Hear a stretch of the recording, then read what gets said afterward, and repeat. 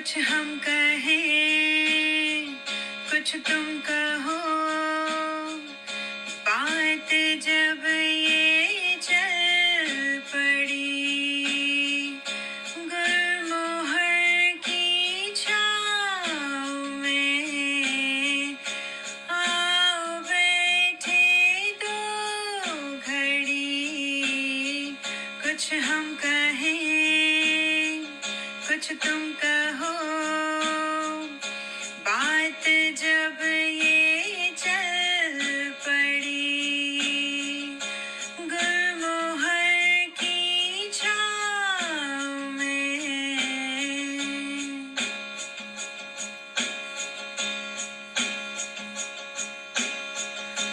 गूंथ कर सपनों के मोती, खूबसूरत बने लड़ी, दोस्ती के पक्के धागों से कस कर बांधे दिल की कड़ी। गूंथ कर सपनों के मोती, खूबसूरत बने लड़ी, दोस्ती के पक्के धागों से कस कर बांधे दिल की लड़ी, गुलमोहर की छाँव में आओ बैठे दो घड़ी। नमस्कार मित्रों, मैं मधु शर्मा न्यूयॉर्क अमेरिका से श्री हरप्रसाद शास्त्री शताब्दी वर्ष समारोह की श्रृंखला की इस 46वीं कड़ी में आप सभी का हार्दिक स्वागत और अभिनंदन करती हूँ। आज का दिन हम भारतीयों के लिए विशेष है। आज हम सभी का मन चांद चांद है। छूना आसमान को नहीं एक सपना रहा, छूना आसमान को नहीं एक सपना रहा, चांद तारे हमारी हकीकत हैं अब, चांद तारे हमारी हकीकत हैं अब। आज जो चांद आसमान पर निकलेगा उस पर हमारे चंद्रयान के निशान होंगे। तमाम देशवासियों को ढेरों बधाइयां इस अभूतपूर्व उपलब्धि के लिए। हमारा आज का यह कार्यक्रम महान कवि और लेखक श्री विश्वेश्वर जी, जो कि फिल्मी गीतकार और पैरोडी किंग के नाम से भी मशहूर हैं, उनको श्रद्धांजलि अर्पित करने के लिए रखा गया है। और इस कार्यक्रम में आज हमारे साथ पटल पर उपस्थित हैं फिल्म और टेलीविजन के निदेशक श्री कृष्णकांत पंड्या जी, जिन्हें पंडित जी अपना मानस पुत्र मानते थे। साथ ही हमारे साथ आज उपस्थित हैं पंडित जी के दो होनहार पौत्र, जो उनके ही नक्शे कदम पर चल रहे हैं और फिल्म और टीवी इंडस्ट्री में कार्यरत हैं। श्री नीलाभ शर्मा जी और श्री ययाति पंड्या जी, पटल पर आप दोनों का हार्दिक स्वागत है।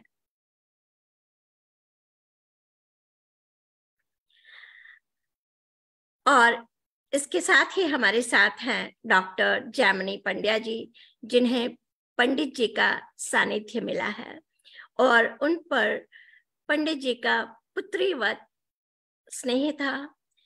स्वागत है आप सभी का गुलमोहर के इस पटल पर। कार्यक्रम को शुरू करते हुए मैं आप सब से मिलवाती हूँ जैमिनी पंड्या जी को। यूं तो गुलमोहर पर वो पहले भी आ चुकी हैं, लेकिन हमारे साथ आज कुछ नए श्रोतागण भी जुड़ने वाले हैं, इसलिए मैं उनका एक संक्षिप्त सा परिचय देती हूँ। डॉक्टर जैमिनी पंड्या एक बहुत ही सक्षम वक्ता और संचालिका हैं। आप ऋतुम्बरा कॉलेज मुंबई में हिंदी प्रवक्ता व वाइस प्रिंसिपल रह चुकी हैं। आपने प्रसिद्ध गजलकार दुष्यंत कुमार जी पर शोध कार्य किया है। आपकी 2 प्रकाशित पुस्तकें हैं और अनेकों पत्रिकाओं में आपके लेख प्रकाशित होते रहते हैं। आप गुलमोहर का एक अभिन्न अंग है।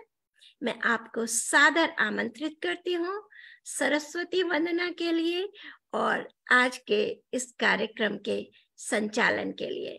और मैं आप सभी से निवेदन करूंगी कि आप अपने आप को अनम्यूट कर सकते हैं ताकि आप अगर कुछ कहना चाहें तो कह सकते हैं बीच में। जयमिनी जी, बहुत बहुत स्वागत है आपका। तो सरस्वती वंदना से इस कार्यक्रम का प्रारंभ हम करते हैं। जी मधु जी, बहुत बहुत धन्यवाद। आप सुन पा रहे हैं मुझे? जी जी हाँ। नमस्कार, मैं डॉक्टर जयमिनी पंड्या श्री हरिप्रसाद शास्त्री जन्म शताब्दी वर्ष समारोह की श्रृंखला कड़ी 46 में आप सभी का स्वागत और अभिनंदन करती हूँ। जैसा कि मधु जी ने बताया कि आज का कार्यक्रम पंडित श्री विश्वेश्वर शर्मा जी को श्रद्धांजलि स्वरूप है, तो इसलिए आज सबसे पहले मैं पंडित जी की लिखी हुई सरस्वती वंदना की कुछ पंक्तियां पढ़कर कार्यक्रम का प्रारंभ करना चाहूंगी।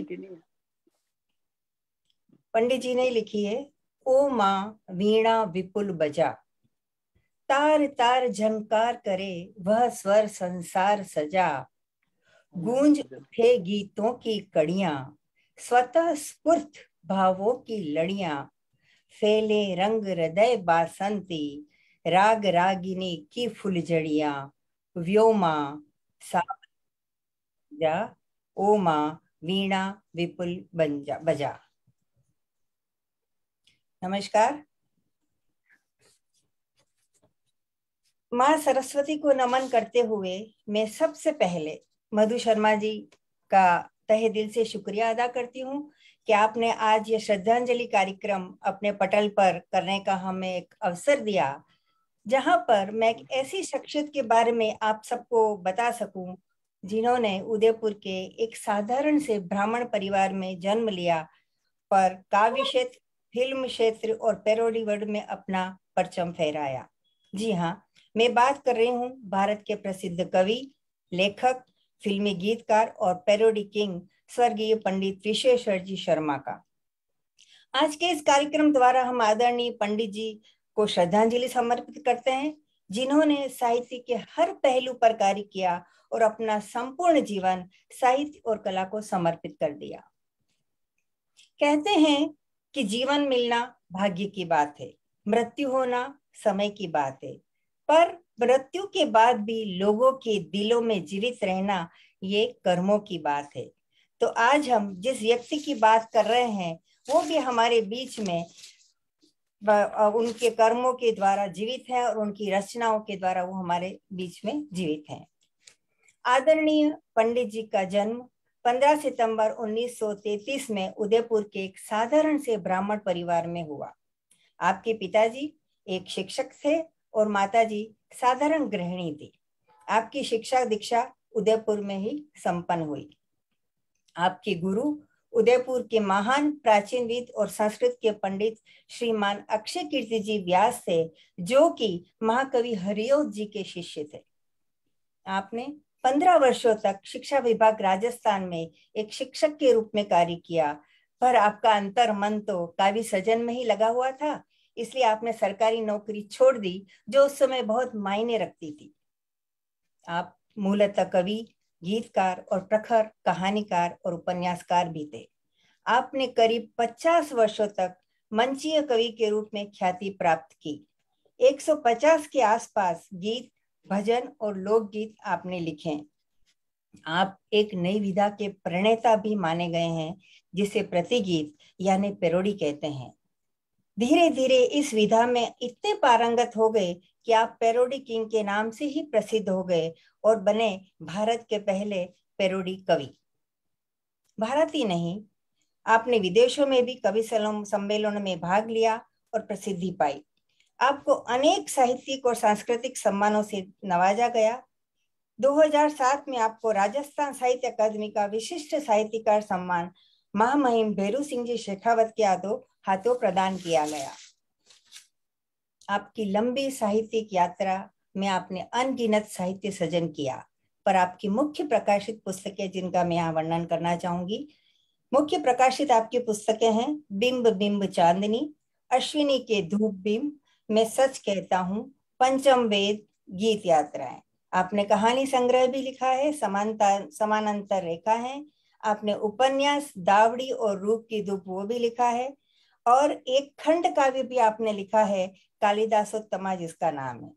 गुजरी नाम का राजस्थानी गीत संग्रह भी आपने लिखा है। यही नहीं, आप अपने अंतिम समय तक काव्य सेवा करते रहे और एक महाकाव्य वो लिख रहे थे जिसका नाम था मानवीयम, और वो महाकाव्य करीब करीब पूरा होने वाला था, लेकिन वो न हो पाया। करीब 2750 पृष्ठ आपने लिख लिए हैं, और जल्दी ही मुझे लगता है कि ये दोनों पौत्र और हम सब मिलकर उस महाकाव्य को प्रकाशित करने की पूरी कोशिश करेंगे, जो उनके लिए हमारी श्रद्धांजलि, सही मायने में श्रद्धांजलि होगी।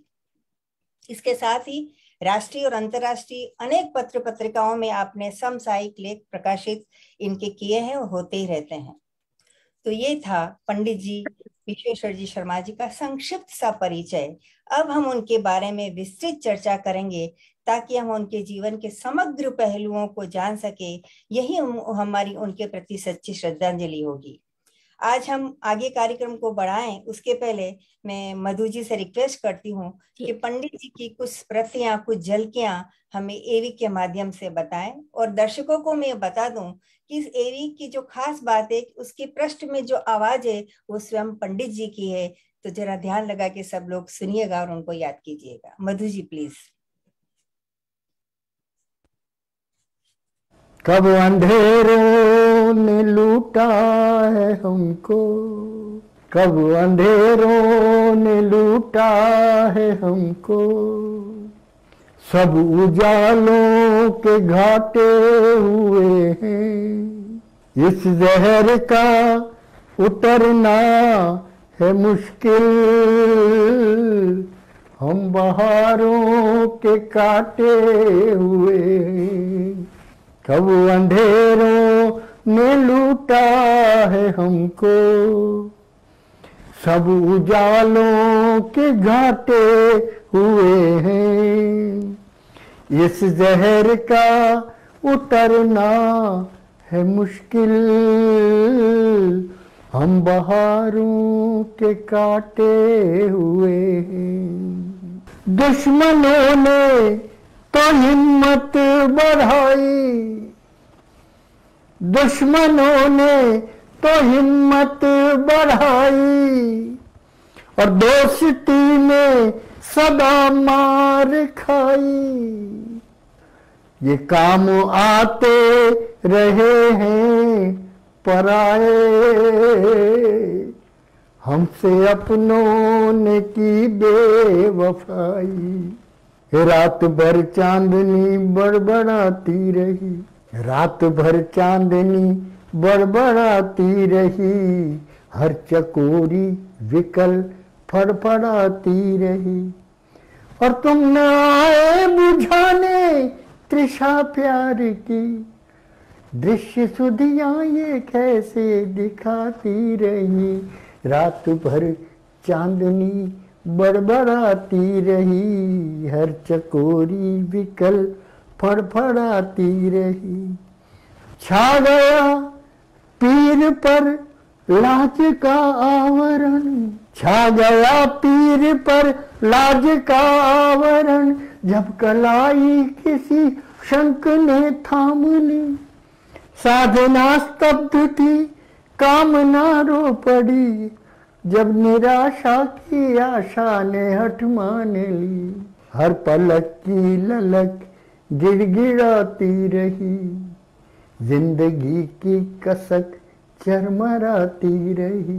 हर पलक की ललक गिड़गिड़ाती रही, जिंदगी की कसक चरमराती रही। और तुम न आए कलाई मेरी थामने, बाह मेरी ही मुझको सताती रही। रात भर चांदनी बड़बड़ाती रही। जिनसे तेरी स्मृतियों का संबंध जुड़ा है, जिनसे तेरी स्मृतियों का संबंध जुड़ा है, उन गीतों को गाकर मन बहला लेता हूँ। घाट घाट घूमते मछेरे, रहनारी मीन जरा गहरे। घाट घाट घूमते मछेरे, रहनारी मीन जरा गहरे। ये फैली है डोर गुथी, अंधियारे साए हैं।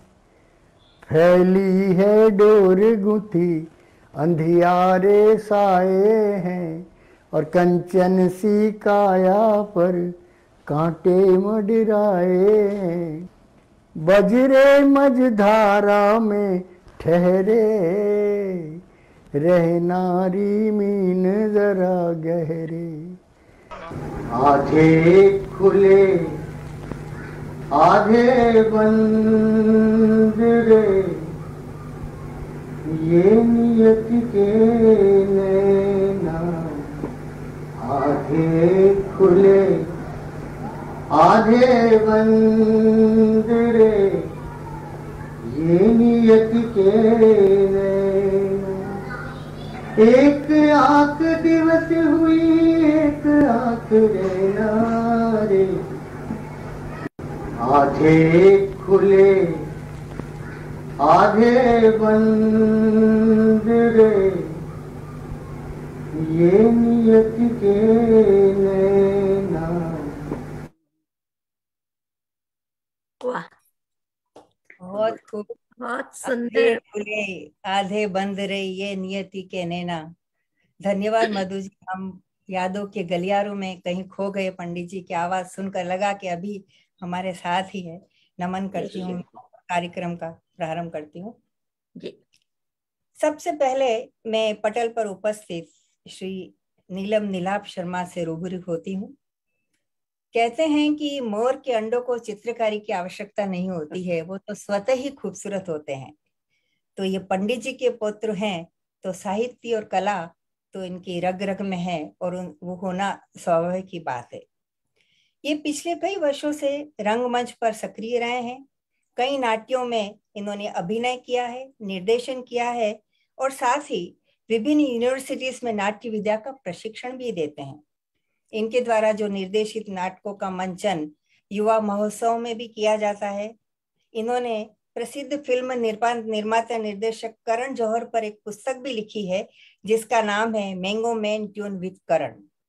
तो ऐसे प्रतिभावान नीलम नीलाभ शर्मा का मैं स्वागत करती हूँ। नीलाभ, आपका स्वागत है। बहुत बहुत बहुत बहुत धन्यवाद। नीलाभ, मैं आपसे पूछना चाहती हूँ कुछ ऐसी बातें जो पंडित जी से कनेक्टेड हैं, आप हमारे दर्शकों को इससे रूबरू करवाएंगे।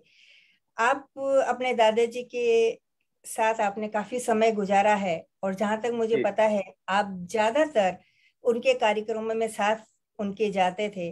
तो हमें पंडित जी की कोई ऐसी यादगार घटना या प्रसंग जो आपको प्रभावित किया हो, जो आपको अच्छी लगी हो, जो हम हमारे दर्शकों को अच्छी लगे, तो कृपया हमारे साथ साझा कीजिए। बिल्कुल। एक लंबे अरसे तक दादाजी विश्वेश्वर जी के साथ मेरा आना जाना हुआ कवि सम्मेलनों के मंचों पर। उन दिनों में लगभग कई ऐसी घटनाएं जो स्मृतियों में कैद है आज भी। उनमें से कुछ 2-3 घटनाएं हैं जो मैं आपको शेयर करता हूँ। आज उन घटनाओं का अर्थ अब समझ में आने लगा है कि किस संदर्भ में वो बात कर रहे थे उस समय। एक किसी कार्यक्रम में आदरणीय संतोषानंद जी उपस्थित थे और वहां पर किसी वजह से वो अपने मस्ती में, अपने धुन में थे और किसी वजह से पब्लिक श्रोता सारे उखड़ गए वहां पे। तो बहुत हो हल्ला हो गया और लगभग प्रोग्राम डिस्टर्ब होने लगा और खराब होने लगा। तो इन बिटवीन उसको शांत करने के लिए दादाजी अक्सर इस तरह की चीजें करते नहीं थे। वो अपना काव्य पाठ किया और चुपचाप बैठ जाते थे। तो उनको देखा, सडनली वो उठ के आए मंच पे और सबको संबोधित कर रहे हैं कि यार वाह भाई वाह, बहुत खूब, क्या कमाल का काम कर रहे हो आप लोग। जिस बेखुदी से वो गीत जन्मा है, उस बेखुदी को तो आप गुनगुनाते रहते हो। इन आंखों का हंसना ही क्या, उन आंखों में पानी नहीं, वो जवानी जवानी नहीं जिसकी कोई कहानी नहीं। लेकिन वही बेखुदी आपको 2 मिनट बर्दाश्त नहीं हो रही। तो ये कहते ही सब जनता, श्रोता थे वो चुप बैठ गए। और उस घटना का अर्थ अब समझ में आता है। उस समय मैं काफी हालांकि छोटा था। इस तरह के वाकया कई होते रहे थे कवि सम्मेलनों के मंच पर। अच्छा अच्छा। एक और वाकया मुझे याद आ रहा है जी कि दादाजी के साथ हमेशा एक आक्षेप कहें या एक पीड़ा कहें अन्य साथी कवियों की, तो हमेशा ये रहती थी कि वो प्रतिक्रिया नहीं देते या दाद बहुत कम कम देते हैं। तो अक्सर सभी कविगण इससे थोड़ा सा रुष्ट भी रहते थे। तो एक समय की बात है कि माया गोविंद जी जो है वो एक गीत सुना रही थी। और जैसे ही उन्होंने गीत प्रारंभ किया और दादाजी ने वाह वाह माया जी वाह वाह इस तरह की दाद दी कि मतलब सब हतप्रभ रह गए। एकदम माया जी भी स्तब्ध रह गई। और जी। सारा माहौल ही परिवर्तन हो गया। तो ऐसा नहीं था कि वो दाद नहीं देते थे, जब देते थे तो वो कमाल की होती थी। सही बात है। तो इस मैंने तरह भी की कई देखा है घटनाएं अक्सर जी, इस तरह कि की कई कभी वाकये होते रहते हैं। बिल्कुल सही कह रहे हैं आप। एक ये मैं इसी से कनेक्टेड बात बता रही हूँ कि आप जो बात कह रहे हो कि मैंने भी जी जो कवि सम्मेलन अटेंड किए तो वो जाके ऐसे चुपचाप बैठते थे कि जैसे कोई हो ही नहीं उनकी प्रेजेंस। और जब वो उठते थे और माइक पे आके एक बुलंद आवाज में जब वो बोलते थे तो पूरा माहौल ही बदल जाता था। उनको देख के कोई नहीं बोल सकता था कि इतना जोश में पड़ेंगे। वो अपने शांत एक कोने में चुपचाप बैठे रहते, प्रेजेंस उनकी लगती ही नहीं थी। जी नीलाम, आप हाँ। बोलिए आगे।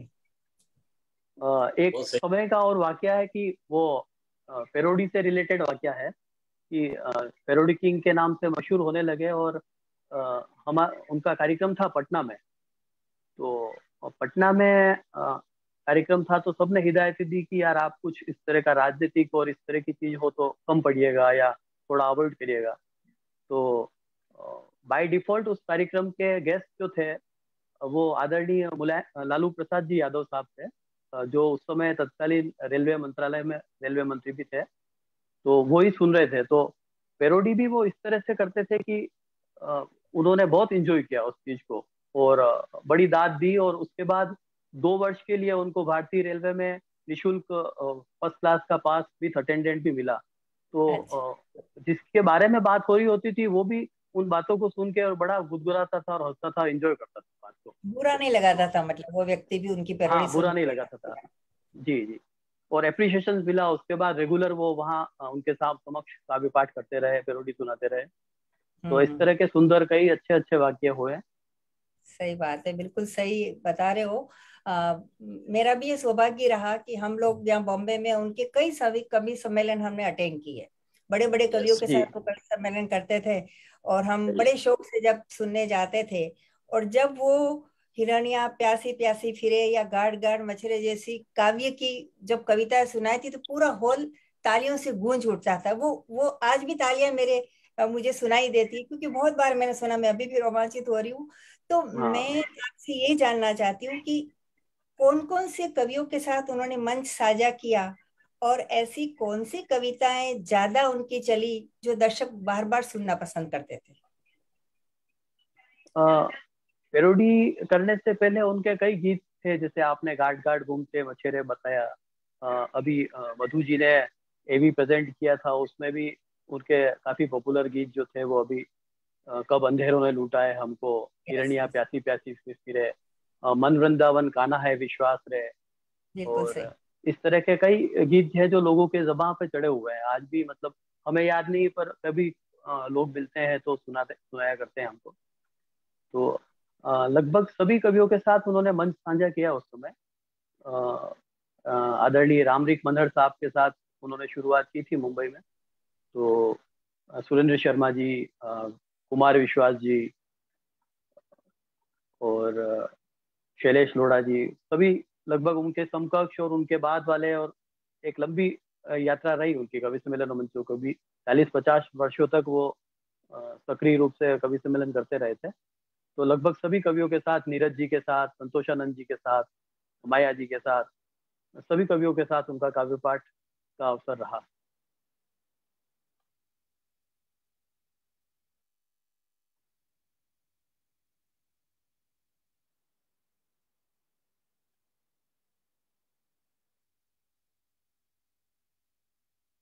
एक घटना इसमें मुझे नीरज जी की भी बड़ी याद आती है कि नीरज जी, आदरणीय नीरज जी को पूरे विश्व में, भारत में गीतों का राजकुमार कह के पुकारा जाता था। जी।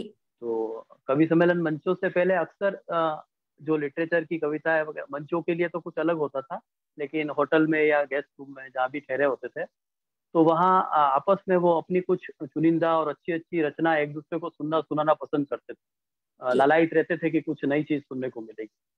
तो मन वृंदावन और इस तरह के गीत सुनकर नीरज जी ने दादाजी को कहा कि यार भले ही गीतों का राजकुमार मुझे कहा जाता है पर मुझसे भी मन वृंदावन जैसा तो नहीं हो पाया। तो ये बड़ी गर्व की और अचीवमेंट की बात लगती है कि जी जी जी जी, इस तरह का अप्रिशिएशन। इतने नीरज जी जी जैसे एक जो कवि जाने पहचाने और बहुत जिनको के इतने बड़े साहित्यकारों की श्रेणी में जो आते हैं वो भी उनकी प्रशंसा करते थे। बिल्कुल बिल्कुल। तो चलिए मैं आपके साथ एक उनके गीतों का एक ऑडियो मैं शेयर करना चाहूंगी। तो चलिए देखते हैं। मुझे लगता है कृष्णकांत जी और जैमिनी जी को कुछ इंटरनेट का व्यवधान आया है, तो वो जुड़ जाएंगे, तब तक हम देखते हैं ये वीडियो।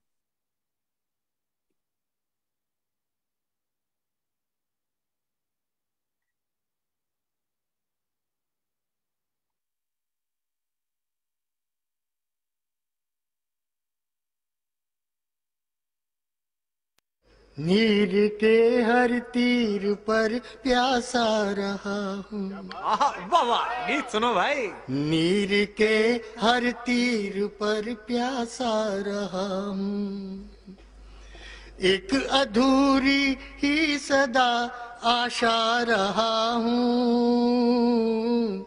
नीर के हर तीर पर प्यासा रहा हूँ, जो मिली प्याली सदा खाली मिली। हाय हाय, वाह वाह। जो मिली प्याली, जो मिली प्याली सदा खाली मिली है, और लक्ष्य के हर ओर एक जाली मिली है। लक्ष्य के दो घड़ी की ही तो दीवाली मिली है, दो घड़ी की ही तो दीवाली मिली है। हाथ से ऊपर ही हर डाली मिली है। वाह वाह वाह, क्या बात है पंडित जी। तू जान कर अनजान जिज्ञासा रहा हूँ, जान कर अनजान जिज्ञासा रहा हूँ। नीर के हर तीर पर प्यासा रहा। जिंदाबाद पंडित जी, क्या बात है। वाह वाह। साधना पर हर घड़ी व्यवधान आए, साधना पर हर घड़ी व्यवधान आए, साधना पर हर घड़ी व्यवधान आए, और फल उम्मीदों के कभी पकने न पाए। वाह वाह वाह वाह। ये गीत सम के पास ही बेताल जाए, गीत सम के पास ही बेताल जाए। प्यार होते ही हुए प्रेमी पराए, प्यार होते ही हुए प्रेमी पराए। तो जीत में एक हार का पासा रहा, वाह वाह वाह वाह, क्या बात है। जीत में एक हार का पासा रहा हूँ। नीर के हर तीर पर प्यासा रहा हूँ, नीर के हर तीर पर प्यासा रहा हूँ। वाह, क्या पंक्तियां हैं। नीर के हर तीर पर प्यासा रहा हूँ, बहुत सुंदर, बहुत खूब। जैमिनी जी वापस आ गई हैं, तो जी सॉरी, इंटरनेट का थोड़ा सा प्रॉब्लम हो गया था, तो अभी दूसरे आज डेटा से कनेक्ट है, आज हुआ था। पंडित जी को आज वैसे भी हमारा पूरा भारत थोड़ा सुरूर में है किसी जी जी करें आप, पर चलिए मैं कोई बात एक दो पंक्तियां जल्दी से अपने चांद के लिए बोलना चाहूंगी। जरूर जरूर चारों जरूर। ओर हमारे सुरूर छा गया है, चारों ओर हमारे सुरूर छा गया है, चाहा जिसको वो ही हुजूर आ गया है, वाह वाह चाहा वाह। जिसको वो ही हुजूर आ गया है, जिसको देखा तका सिर्फ ख्वाबों में था, जिसको देखा तका सिर्फ ख्वाबों में था, पाकर उसको अनोखा गुरूर आ गया है, वाह पाकर वाह उसको वाह। अनोखा गुरूर आ गया बहुत है। बढ़िया। लिखी है। और कृष्णकांत जी, आप अपना फोन थोड़ा रोटेट कर लीजिए। हाँ, ये वैसे ही उसी पोजीशन में है जिसमें था तो ये। आप फिर आप उसको हॉरिजॉन्टल कर या ऐसे कर लीजिए, कोई बात नहीं है जी। जी जैमिनी थैंक जी, यू मधु सॉरी जी। For interruption. अब इन बिटवीन में बस वो बोलने ही जा रही थी और कनेक्शन कट गया, तो आपने पंडित जी क्या कविता पाठ कर लिया जी को सबने सुना, बहुत ही अच्छा लगा। और हमेशा की जैसे ही पुरानी स्मृतियों में खो गई, क्योंकि यादें तो खुशबू की तरह होती है, चाहे कितनी भी खिड़की दरवाजे बंद करो वो तो आ ही जाती हवा के झोंकों के साथ अंदर। और मैं अपने आप को बहुत सौभाग्यशाली मानती हूँ कि मुझे पंडित जी का सानिध्य मिला। ये उन दिनों की बात है जब मैं दुष्यंत कुमार जी पर लिख रही थी, और सौभाग्य से वो हमारे साथ ही थे, उन दिनों में हमारे साथ ही रहते थे। तो मुझे काफी उनसे मार्गदर्शन मिला, क्योंकि उन्होंने तो दुष्यंत कुमार जी के साथ मंच साझा किया था, दुष्यंत कुमार जी के साथ मीटिंग की थी, तो वो जितनी अच्छी तरह से उनको जानते थे, तो मैं तो बस ऐसे बैठ जाती थी और एक एक उनका शेर सुनाती, वो अलग अलग तरीके से उसके बारे में मुझे बताते जाते थे। ऐसा सौभाग्य मिला। और दूसरा, जब उनके साथ मैं थी, तो जैसा कि आपने बोला है कि मेरे साथ वो पुत्री व स्नेह था, तो उनको एक विशेष प्रकार की नमकीन पसंद थी, पपड़ी बोलते हैं जिसको। तो सुबह सुबह वो नहा धो के रेडी होके हमारे वहां बाहर जाते थे और नीचे से एक नमकीन लेके आते थे, पपड़ी। वो उनको पसंद थी, आते ही लेके आते और मुझे ऐसे इशारा करते, मतलब कॉफी बना।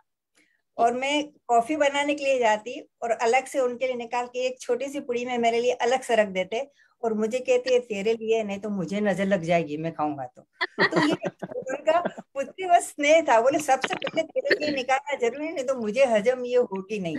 फिर मैं मेरे किचन का काम काज करती रहती, और वो मेरे 5 साल का जो मेरा बेटा था उसके साथ डुशुम डुशुम खेलते रहते, उनके ऊपर बैठ जाता और माहौल एक बहुत अच्छा होता।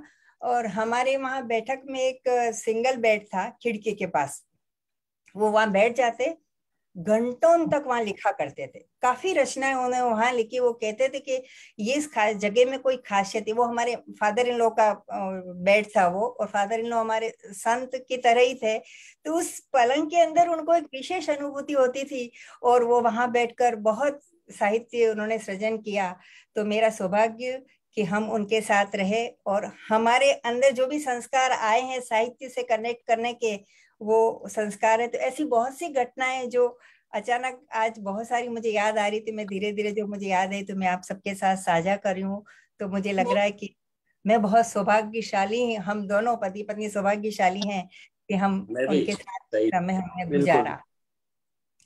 खैर ये तो यादें हैं, जैसे जैसे आएगी तो मैं बीच में बताऊंगी, मैं अपने आप को रोक पाऊंगी क्योंकि जैसे मैंने कहा कि हवा के झोंके की तरह ही आती है।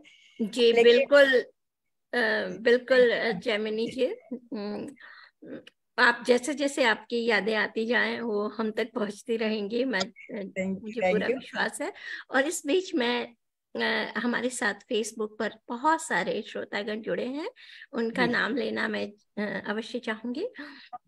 प्रियंका भट्ट जी हमारे साथ जुड़ी हैं, रेणुका शर्मा, अशोक जैन, मंथन जी, आभा मेहता जी, अशोक जैन, रुचि शर्मा जी, अन्नदा पाटनी जी, देवयानी शर्मा जी, वरदान पंड्या जी, उनकी ग्रैंड डॉटर है जी जी, रुचि शर्मा विश्वेश्वर जी ग्रैंड डॉटर है जी, प्रियंका और वो दोनों ग्रैंड डॉटर है, रुचि शर्मा जी जी, वो हमारे साथ जी,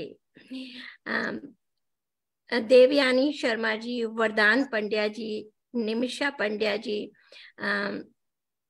गीता शर्मा जी, प्रमिला शरद व्यास जी, और राजेश पंड्या जी, नीतू पुरोहित जी, प्रहलाद लोहार जी, गोपाल जोशी जी, डॉक्टर तारा दीक्षित जी, गीता शर्मा जी, दर्शी व्यास जी, आभा मेहता जी, ज्योति पुंज पंड्या जी, तन्मय दीक्षित जी, और जिस तरह से प्रदीप सहारिया जी, पद्मनी शर्मा जी, अन्नदा पाटनी जी, कृष्णकांत जी, यदि आपको मालूम हो तो बताइएगा। अन्नदा पाटनी जी हमसे पूछ रही हैं, कृपया बताएं बापू मैंने एक कमाल किया है, क्या ये उन्हीं की पंक्तियां हैं? तो इस बात का आप जवाब मैं आपसे मांगती हूँ। पहले नाम पूरे कर लेती हूँ मैं। उर्मिला शर्मा जी हमारे साथ जुड़ी हैं, सिम्मी सिंह चौहान जी जुड़ी हैं, निकुंज शेखर जी जुड़े हैं, भारती पारिक जी, प्रभा पंड्या जी, चित्रा व्यास जी, निमाई शास्त्री जी, शालिनी दीक्षित जी,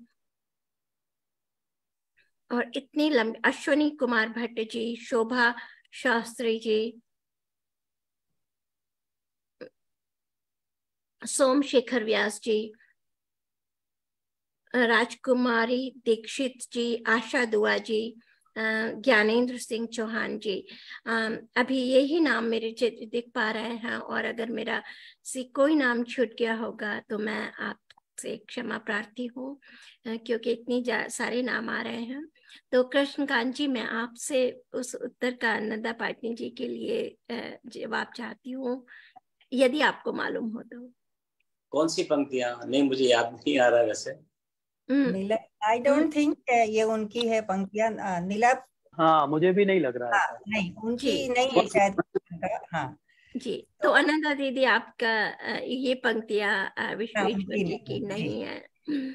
जी तो सभी दर्शक जो जुड़े हैं वो बिल्कुल का पंडित जी के चाहने वाले लोग हैं, सबको हम सब की तरफ से बहुत बहुत शुक्रिया और बहुत बहुत नमस्कार कि आपने समय निकाला है। सब पंडित जी के ज्योति प्रेम में। पुंज जी साहब का भी बहुत बहुत धन्यवाद, बहुत बड़े साहित्यकार हैं उदयपुर के। बहुत बड़े ज्योति पुंज साहित्यकार जी हैं। बहुत बड़े साहित्यकार हैं जी। जी जी मधु जी, हम कार्यक्रम को आगे बढ़ाते हैं। जी और अब मैं जिस शख्सियत को आमंत्रित करना चाहती हूँ उसका परिचय तो आप ही देंगे, मैं नहीं दूंगी, और उनसे प्रश्नोत्तर भी आप ही करेंगे। तो थोड़ी देर आप संभालिए मंच को और आप पूछिए। बिल्कुल बिल्कुल, मैं बिल्कुल तैयार हूँ। और तो चलिए कार्यक्रम को हम आगे बढ़ाते हैं और बढ़ते हैं आगे। चीयर्स।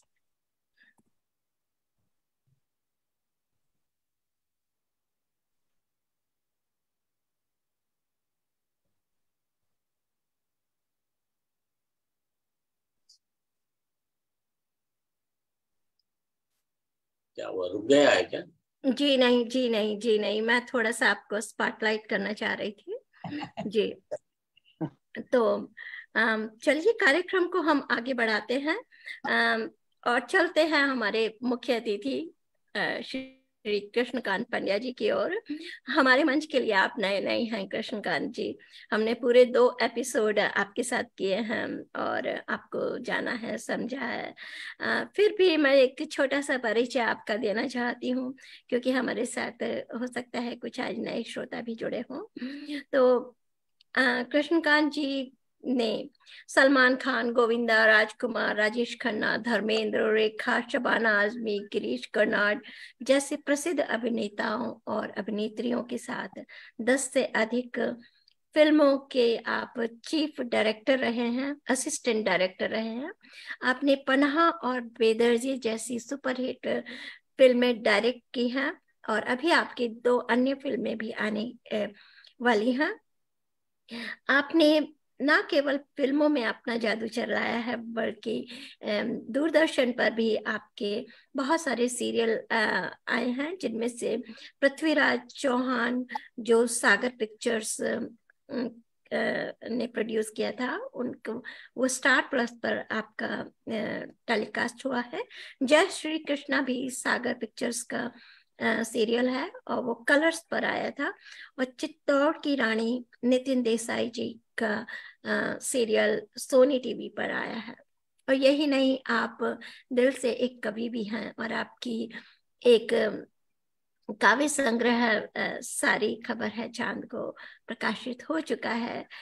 उसके बारे में हम फिर से एक प्रोग्राम करेंगे आपसे, उन कविताओं का हम पूरा आनंद लेना चाहते हैं। तो कृष्णकांत जी, आपसे मैं पूछना चाहूंगी कि पंडित जी का मुंबई आना कैसे हुआ। मैं जानती हूँ वो उदयपुर को बिलोंग करते हैं, और उन्होंने फिल्मों में गाने लिखने की शुरुआत कैसे की? जी, सबसे पहले मधु जी मैं आपको नमस्कार और धन्यवाद देता हूँ कि हमारी जो एक ख्वाहिश थी मेरी और जेमिनी की, करीब हम 2-3 महीने पहले यूएस के अंदर थे, तब से सोचा था कि पंडित जी को जो है श्रद्धांजलि स्वरूप किया जाए, और आपने उसके लिए ये आपका जो पेज है ये हमको दिया, और इस बात के लिए बहुत बहुत धन्यवाद आपको। आपका ये पेज अमेरिका से, न्यूयॉर्क से आप चलाती हैं, और बड़ा आनंद आता है इसके ऊपर। और सभी श्रोताओं को मेरा सादर नमस्कार है, जो मेरे से बड़े हैं उनको मेरा प्रणाम है। एक्चुअली मानस पुत्र जो आपने कहा, मुझे उनका तो सही में एक दिन अचानक ही उन्होंने मुझे कहा कि चाहे तू मेरी पत्नी की कोख से नहीं हुआ है मगर तू मेरा पुत्र है, और आज से मैं तुझे अपना मानस पुत्र कहता हूँ। मानस पुत्र इसलिए कि मैं उनकी मन की काफी बातें समझ जाता था, और मैं उनके लिए वो चीजें उपस्थित कर देता था, या उनके भावों को मैं समझ जाता था और उसके अनुरूप मैं कार्य करता था। कई ऐसी अंतरंग बातें उन्होंने मेरे साथ काफी शेयर की हैं, जो अच्छी भी हैं, बुरी भी थी, और हमेशा से वो मेरे को एक तरह से हम एक चाचा भतीजा दोस्त की तरह हो गए थे।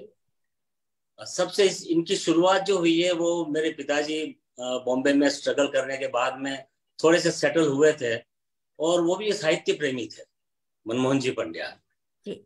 वो जानते ही थे कि ये विश्वेश्वर जी बहुत अच्छा लिखते हैं, करते हैं, और उस टाइम में बहुत अच्छा लिखने लग गए थे, और उदयपुर क्षेत्र में और आसपास की जगहों पर उनका काफी नाम हो गया था। तो उन्होंने कहा कि तुम वहां बैठ के क्या कर रहे हो, तो आ जाओ यहाँ पर। बोले कि नहीं मगर वहां कैसे? अरे तेरा घर है। जबकि हम लोग एक कमरे में रहते थे, मैं, मेरी मदर, मेरे फादर, मेरी सिस्टर और मेरा छोटा भाई। हमारी शादियां नहीं, सबकी बात है ये। और आ गए वो, और जहाँ दिल होता है वहां पर स्थान बन ही जाता है। तो करीब 1.5-2 साल तक हमारे साथ रहे वो, और फिर वहां से उन्होंने संघर्ष शुरू किया। रामरिक बनर्जी से उनकी मुलाकात हुई, जो हिंदी साहित्य जगत के बहुत बड़े मूर्धन्य जिनको कहा जाए साहित्यकार भी थे, और मंच का उनके ऊपर अधिकार था, वो मंच के सम्राट थे। हिंदी कवि सम्मेलन काफी उनकी उपस्थिति में बहुत सारे हुए, और पूरे भारतवर्ष के प्रसिद्ध कवि, जहाँ नीरज जी का नाम लूं मैं, काका हाथरसी जी का नाम लूं, ऐसे सब कवियों को वो मंच उनका मतलब संभालते थे। तो उन्होंने विश्वेश्वर जी को मौका दिया, और वहीं पर उनकी मुलाकात एक बहुत बड़े चरित्र अभिनेता थे CS दुबे जी, और उनसे वो भी साहित्य के शौकीन थे, और उन्होंने परिचय करवाया विश्वेश्वर जी से रामरिक बनर्जी ने। और दुबे जी ने कहा कि पंडित जी ठीक है, आप आइए घर पे और जरा अपन चर्चा करते हैं, साहित्य चर्चा। वो रेगुलर जाने लगे वहां पर। वो वहां जाके आते और सारा किस्सा मुझे सुनाते हैं कि आज दुबे जी ने ये तारीफ की, आज दुबे जी ने इस बात की दाद दी। और वो बोलने लगे कि नहीं, आप तो बहुत बड़े गीतकार हो, चलो मैं आपको पंडित जी से मिलाता हूँ। बोले ये और पंडित जी है। तो मनोज कुमार जी को फिल्म लाइन जो है पंडित जी के नाम से जानते हैं। तो मनोज कुमार जी से उन्होंने मुलाकात करवाई, और वहां से ऐसा लगने लगा कि चलो कुछ संघर्ष जो है वो कम होने वाला है। और करीब 15 दिन तक मनोज कुमार जी ने उनको हर 2 घंटा 2.5 घंटा सुना। वहां से आते वो, और हम लोग, हमारे घर के पास ही जुहू चौपाटी है, समंदर का किनारा, वहां मैं और हम दोनों चले जाते, सिंह चना खाते रहते, और वो सारे किस्से सुनाते। आज मनोज जी ने ये गीत सुना मेरा, नीर के हर तीर पर प्यासा राहू सुना, मन वृंदावन काना है विश्वास रे, सुधिया सखियां और राधिका प्यार रे। तो इस तरह की रचना सुना के उनको लगा कि कोई एक अद्भुत सितारा मुझे मिल गया है। ये मनोज कुमार जी को लगा। एक तरह से देखा जाए तो मनोज कुमार जी ने उनकी सारी रचनाएं सुन के उन्होंने अपने मस्तिष्क को वापस रिच कर लिया। जैसे कि एक डायरेक्टर होता है, एक फिल्म बनाता है, उसके बाद में वो खाली सा हो जाता है अगर सिंसियरली काम करता है तो फिर वापस वो अपने आप को एनरिच करने के लिए यहाँ से वहां से चीजें कलेक्ट करने लगता है। मनोज कुमार जी ने ये कर तो लिया। रही बात गाने रिकॉर्डिंग की, तो उनका नंबर आया नहीं विश्वेश्वर जी का। बड़ी हताशा होती थी उनको। फिर वो यहाँ वहाँ और जगह भी जाते थे और अचानक उनकी मुलाकात दुबे जी ने सोनी ओमी जी से करवाई। बहुत बड़े प्रसिद्ध संगीतकार हुए हैं जी। और वहां पर विश्वेश्वर जी को पहला गाना मिला। फिल्म का नाम था पूजा और वो पहला ही गाना लता मंगेशकर जी का रिकॉर्ड हुआ और मैं भी गया था उसकी रिकॉर्डिंग में। और मतलब मेरी उम्र रही होगी करीब 17-18 साल की बात है ये। और इतना बढ़िया गाना था, महाराजा किवड़िया खोल रस की बूंदे पड़ी। शंकर रस का गाना था और तब कैसेट चलती थी, तो मैंने नया नया 2-in-1 कैसेट प्लेयर रिकॉर्डर लिया था और फिर वो मेरे को उदयपुर आना था, मैं वहां से वो कैसेट लेके आया और पूरे मोहल्ले में ये गाना चलाता रहता मैं। क्योंकि तब एक मोहल्ला कल्चर था, हमारे समाज के लोग, मोहल्ले के लोग, अरे विश्वेश्वर जी का कौन सा गाना रिकॉर्ड हुआ, अरे आओ सब लोग सुनते हैं। और मैं गाना सुना था। मतलब मेरा दिन भर करीब यही काम चलता था जी। तो सभी लोग, मोहल्ले के सभी लोगों को इतना गर्व महसूस होता था कि चलो हमारे यहाँ के साहित्यकार जिनको हम सुनते आए थे, उनको लता मंगेशकर जी ने उनका गाना गाया है। जी और जी। मैं दूसरा मेरा जो प्रश्न था वो यही था जिसके आप अभी उत्तर दे रहे हैं कि पंडित जी ने किन किन प्रसिद्ध संगीतकार और गायक गायिकाओं के साथ काम किया और उनके बहुचर्चित गानों के बारे में मैं पूछना चाह रही थी। तो आप कंटिन्यू रखिए अपनी बात को। जी थैंक यू जी। क्या है कि उनकी कहानी ऐसी है कि अगर मैं अभी कहने चलूं तो मैं घंटों निकाल सकता हूं मैं जी। और आपने अच्छा किया कि दूसरा प्रश्न पूछा मुझसे। इसके बाद उनको सन्यासी फिल्म मिली जी। सन्यासी के अंदर सोनलाल कंवर जी उसके प्रोड्यूसर थे और डायरेक्टर भी वही थे। मनोज कुमार जी एक्टर थे। हो सकता है मनोज कुमार जी ने उनके लिए कहा हो कि इनको सुन लो जी। और हेमा मालिनी जी थी उसमें। और उस गाने के रिकॉर्डिंग में मैं गया था जी। कल सन्यासी मंदिर में। हम कुछ देर बाद दर्शकों को थोड़ा सा सुनाएंगे उसका हिस्सा जी। और वो गाना, उस गाने से उनकी छाप पूरी इंडस्ट्री में, फिल्म इंडस्ट्री में छप गई और बड़े बड़े प्रसन्नता मिली हुए वो, और बहुत सफलता भी मिली क्योंकि वो गाना और वो फिल्म बहुत चल पड़े थे वो लोग, वो गाने जी। उन्होंने काम किया है। देखिए शुरुआत उनकी हुई सोनी कौमी जी से, फिर उन्होंने भारत के महान संगीतकार शंकर जयकिशन जी, राज कपूर साहब जिनके उनके मतलब राज कपूर साहब के संगीतकार थे वो, कल्याण जी आनंद जी के साथ बहुत काम किया, जीतू तपन जी के साथ में। उसके बाद अनूप जलोटा जी के साथ काम किया, अनु मलिक जी के साथ, उषा खन्ना जी संगीतकारा थी उनके साथ किया। और आखिर में मेरी जो पहली फिल्म थी पनाह, नदीम श्रवण जी संगीतकार थे, उनके साथ काम किया। और फिर मेरी जो अब रिलीज होने वाली फिल्म है उसके अंदर उन्होंने मनोज नैन संगीतकार हैं, उनके साथ काम किया। तो ऐसे काफी लंबी फहरिस्त है उनकी और इस तरीके से उनको काफी काम मिलने लगा। जी जी जी जी। तो आइए हम देखते हैं एक झलक उनके उस सुपर डुपर हिट जो गाना था चल सन्यासी मंदिर में, उसकी एक झलक देखते हैं हम। और मैं एक बात और कहूँ आपको जी कि उन्होंने उस दौर के और सेकंड जनरेशन के सभी गायकों के साथ काम किया जी। लता मंगेशकर जी, मोहम्मद रफी जी, मनोज कुमार जी, मन्ना डे जी, किशोर कुमार जी के साथ काफी गाने उनके हुए जी। उसके बाद उदित नारायण, कुमार शानू, साधना सरगम, अलका याग्निक, अनूप जलोटा जी खुद, सुरेश वाडकर, विनोद राठौड़, मनोहर दास, मोहम्मद अजीज, ऐसे कई मतलब करीब करीब सभी गायकों ने उनके गाने गाए। तो आप पेश कीजिए सन्यासी और उनके जो गाने हैं उनकी क्लिप्स। जी।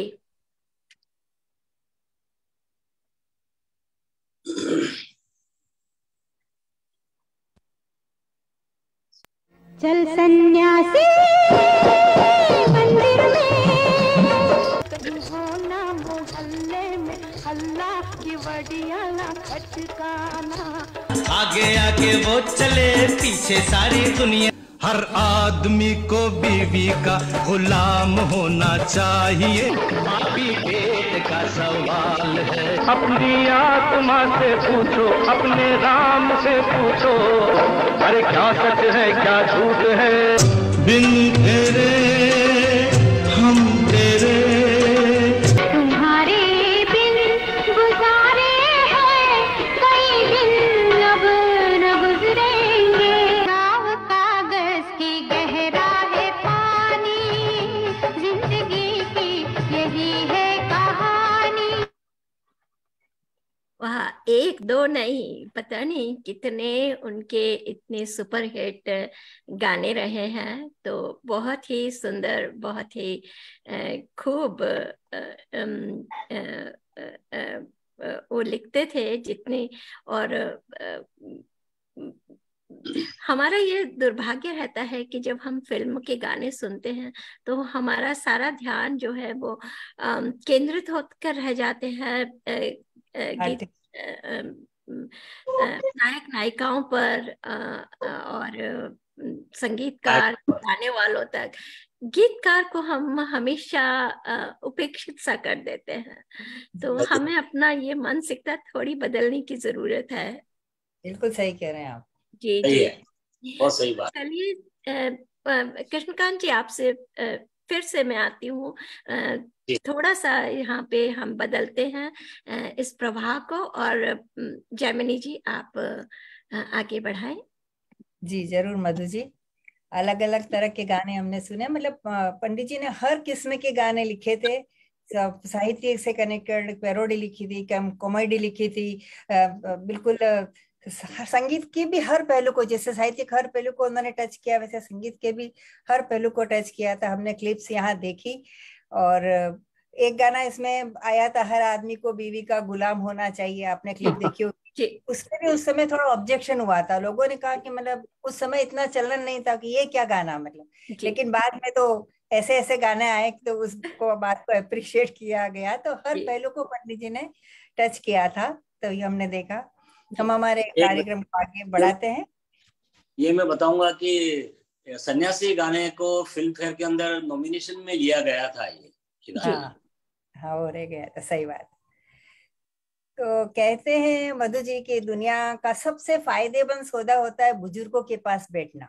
जी, चंद लम्हों के बदले हमें बरसों का तजुर्बे का ज्ञान हमको मिल जाता है। तो अब मैं जिस शख्स को बुला रही हूँ, आमंत्रित करना चाहती हूँ, उन्होंने अपने दादाजी के साथ चंद लम्हे नहीं, काफी समय गुजारा है और हमेशा दादाजी का आशीर्वाद उनको मिलता रहा है। तो जी हाँ, मैं बात कर रही हूँ पंडित जी के दूसरे पुत्र ययाति पंड्या को। ययाति पंड्या भी इसी क्षेत्र से हैं और वो भी बहुत दादाजी के आशीर्वाद से आगे बढ़ रहे हैं और निरंतर कार्यरत हैं। वो करीब 2001 से लगातार television, theatre, film, ad film, music album आदि में लेखन के साथ साथ अभिनय और निर्देशन भी कर रहे हैं। इन्होंने किराने घराने से संगीत की शिक्षा भी प्राप्त की है। इन्होंने बहुत से भक्ति गीत, फिल्म की स्टोरी, स्क्रीन प्ले, डायलॉग आदि भी लिखे हैं। मतलब कहने का तात्पर्य है कि ययाति पंड्या भी कला के हर क्षेत्र में अपना काम कर रहे हैं और दादाजी का आशीर्वाद तो इनके साथ है ही, तो इनको सफलता भी जरूर मिलेगी। तो ययाति, आपका स्वागत है। ययाति, आप अनम्यूट कर ले, अनम्यूट कर ले, आप अनम्यूट कर लो ना ययाति, आपकी आवाज नहीं आएगी। हाँ हाँ जी, तो चरण स्पर्श बहुत बहुत धन्यवाद। मंच पर पटल पर उपस्थित अंकल, आंटी जी, बड़े भाई साहब, तीनों को प्रणाम। और दर्शक के अंदर जितने भी बड़े बुजुर्ग हैं उन सबको भी प्रणाम। मधु जी बहुत बहुत जी जी, मधु जी का भी शुक्रिया, धन्यवाद। बहुत एफर्ट लगाया उन्होंने। जी तो ययाति, मैं आपसे पूछना चाहती हूँ कि आप दादाजी के छत्र छाया में बम्बई में उनके साथ रहे, तो आपके भी ऐसा कोई खास संस्मरण हो जो हमारे साथ साझा करेंगे तो अच्छा लगेगा। जी, संस्मरण तो ढेर सारे हैं और उनका चहेता लाडला भी था, तो थोड़ी लिबर्टी भी मुझे ज्यादा मिली हुई थी। तो उसका मैंने कई बार अनुचित उचित हर तरीके से फायदा भी मैंने बहुत उठाया है। लेकिन हाँ, वो ज्यादा अच्छे से समझते थे, मुझे ऐसा लगता है। तो मुझे उनको कुछ बताने की जरूरत नहीं पड़ती थी कि मुझे ये चाहिए या मैं ये सोच रहा हूँ या मुझे ये करना है। वो मेरी आंखों के और चेहरे के एक्सप्रेशन से ही समझ जाते थे कि अच्छा ये चाहिए, ये कर ले। बिल्कुल। तो ऐसे ही मतलब एक दफे मैंने उनसे इच्छा जाहिर की कि मुझे एक्टिंग सीखनी है। तो उन्होंने अंकल जी को फोन लगाया, कृष्णकांत अंकल जी को, और देखो तुम्हें इसके बारे में कुछ सोचना पड़ेगा और कुछ करो इसके बारे में। तो कृष्णकांत जी ने बहुत एफर्ट लगाया, रोशन जी से, रोशन तनेजा जी से उन्होंने बात की। और मैं तो गांव से एकदम नया नया आया हुआ, मेरे लिए एकदम सांस्कृतिक तौर पे और वैचारिक तौर पे एक, कहते हैं ना, एक नई नए जगत में प्रवेश हो गया मेरा। बिल्कुल। तो एक्टिंग क्लासेस में आया, एक्टिंग सीखा, और ऐसे ही चलते चलते आगे पहला ब्रेक भी मुझे कृष्णकांत जी अंकल जी के टेलीविजन सीरीज में मिला मुझे। तो एक दफे हम लोग हैदराबाद कवि सम्मेलन में, क्योंकि मैं भी आते जाते रहता था कवि सम्मेलन में, तो दादाजी और संतोषानंद जी दोनों एक साथ थे। अब संतोषानंद जी का अलग तरह से तबीयत खराब थी और दादाजी उस समय वाकई में बीमार ही चल रहे थे, तो साथ में रहना पड़ता था। तो दादाजी ने जैसे ही मुलाकात हुई और संतोषानंद जी से कहा कि यार संतोषानंद, देख एक बात बताता हूँ मैं तुझे, कि ये पोता तो मेरा है लेकिन ये फैन तेरा है। ये दिन भर तेरे ही गाने गाते रहता है, जिंदगी की न टूटे लड़ी, प्यार कर ले घड़ी दो घड़ी, एक ही मतलब धुन में गाए रहता है, गाता रहता है। तो ये फैन तेरा है, पोता भले मेरा है। और ऐसे ही एक किस्सा है मुझे याद कि एमपी में कोई जगह थी, उस जगह पर किसी बहुत बड़े सन्यासी थे, साधु थे, उन्होंने कवि सम्मेलन रखा हुआ था और बहुत सिक्योरिटी, उनके साथ सिक्योरिटी बहुत ज्यादा थी, लगभग 30-35 मशीन गनधारी सिक्योरिटी गार्ड उनको प्रोटेक्ट कर रहे थे। और मंच के सामने उन्होंने अपना एक आसन लगाया हुआ था, वो सामने विराजमान हो गए और पंडित जी ने, दादाजी ने गाना, कविता पाठ शुरू किया। तो वो गीत उन्होंने सुनाया था, मन वृंदावन, मन वृंदावन राधिका प्यास रे। वो गीत उन्होंने सुना, काना है विश्वास रे। तो वो उन्होंने सुना सुना सुना सुना, बहुत देर तक सुनते रहे। और उनके गले में एक बहुत बड़ी माला किसी भक्त ने पहनाई हुई थी। अब मैंने उनकी तरफ नजर गई तो सन्यासी महोदय जो थे, वो, उनकी आंखों में आंसू थे, रो रहे थे। और जैसे ही कविता पाठ समाप्त हुआ और वो अपने जगह से उठे और दादाजी के चरणों में गिरते हुए, माला पहनाते हुए बोले कि पंडित जी, आपने तो एक गीत के अंदर पूरी गीता सुना दी, बहुत अद्भुत बात है ये। और मेरे लिए तो ऐसा सिचुएशन थी कि मेरे रोंगटे खड़े हो गए थे ये सारा दृश्य देख के, कि आज भी मैं सोचता हूँ उस दृश्य को तो मेरे रोंगटे खड़े हो जाते हैं कि यार ऐसा दृश्य था वो। बिल्कुल, अच्छा है, सही आपने बोला कि हमको भी कितनी बार बताते थे कि कवि सम्मेलनों में जाते थे तो जितने भी ये जैन समाज के मुनि वगैरह थे, वो कविता पाठ से पहले उनको बुला के उनसे कविताएं सुनते थे, ऐसा वो हमको बताया करते थे। और जो इस गाने की आपने बात कही, मन वृंदावन काना विश्वास रे, बहुत प्रिय, मेरा भी गाना है और उनका भी था। तो आप गाते भी अच्छा, तो हम चाहेंगे कुछ पंक्तियां इस गाने की आप सुना दीजिए। मन वृंदावन तो मुझे अभी नहीं याद है, लेकिन क्योंकि पटल पर कृष्णकांत अंकल जी भी हैं और पंडित जी का कार्यक्रम है दादाजी का, तो मैं उनकी फिल्म पनाह का एक गीत है जो मुझे बड़ा प्रिय है, वो मैं सुना देता हूँ आपको। चलो ठीक है। जी जी, स्वागत है, सुनाइए, ऐसा बोल रहे हैं। स्वागत है, जी जी जी, सुनाइए। कभी लगे कि ये सारा सच है, कभी लगे कि ये सारा झूठ है, ये कैसी है जिंदगी, है ये कैसी है जिंदगी, हम जी रहे हैं यूं जिंदगी को जैसे अंधेरे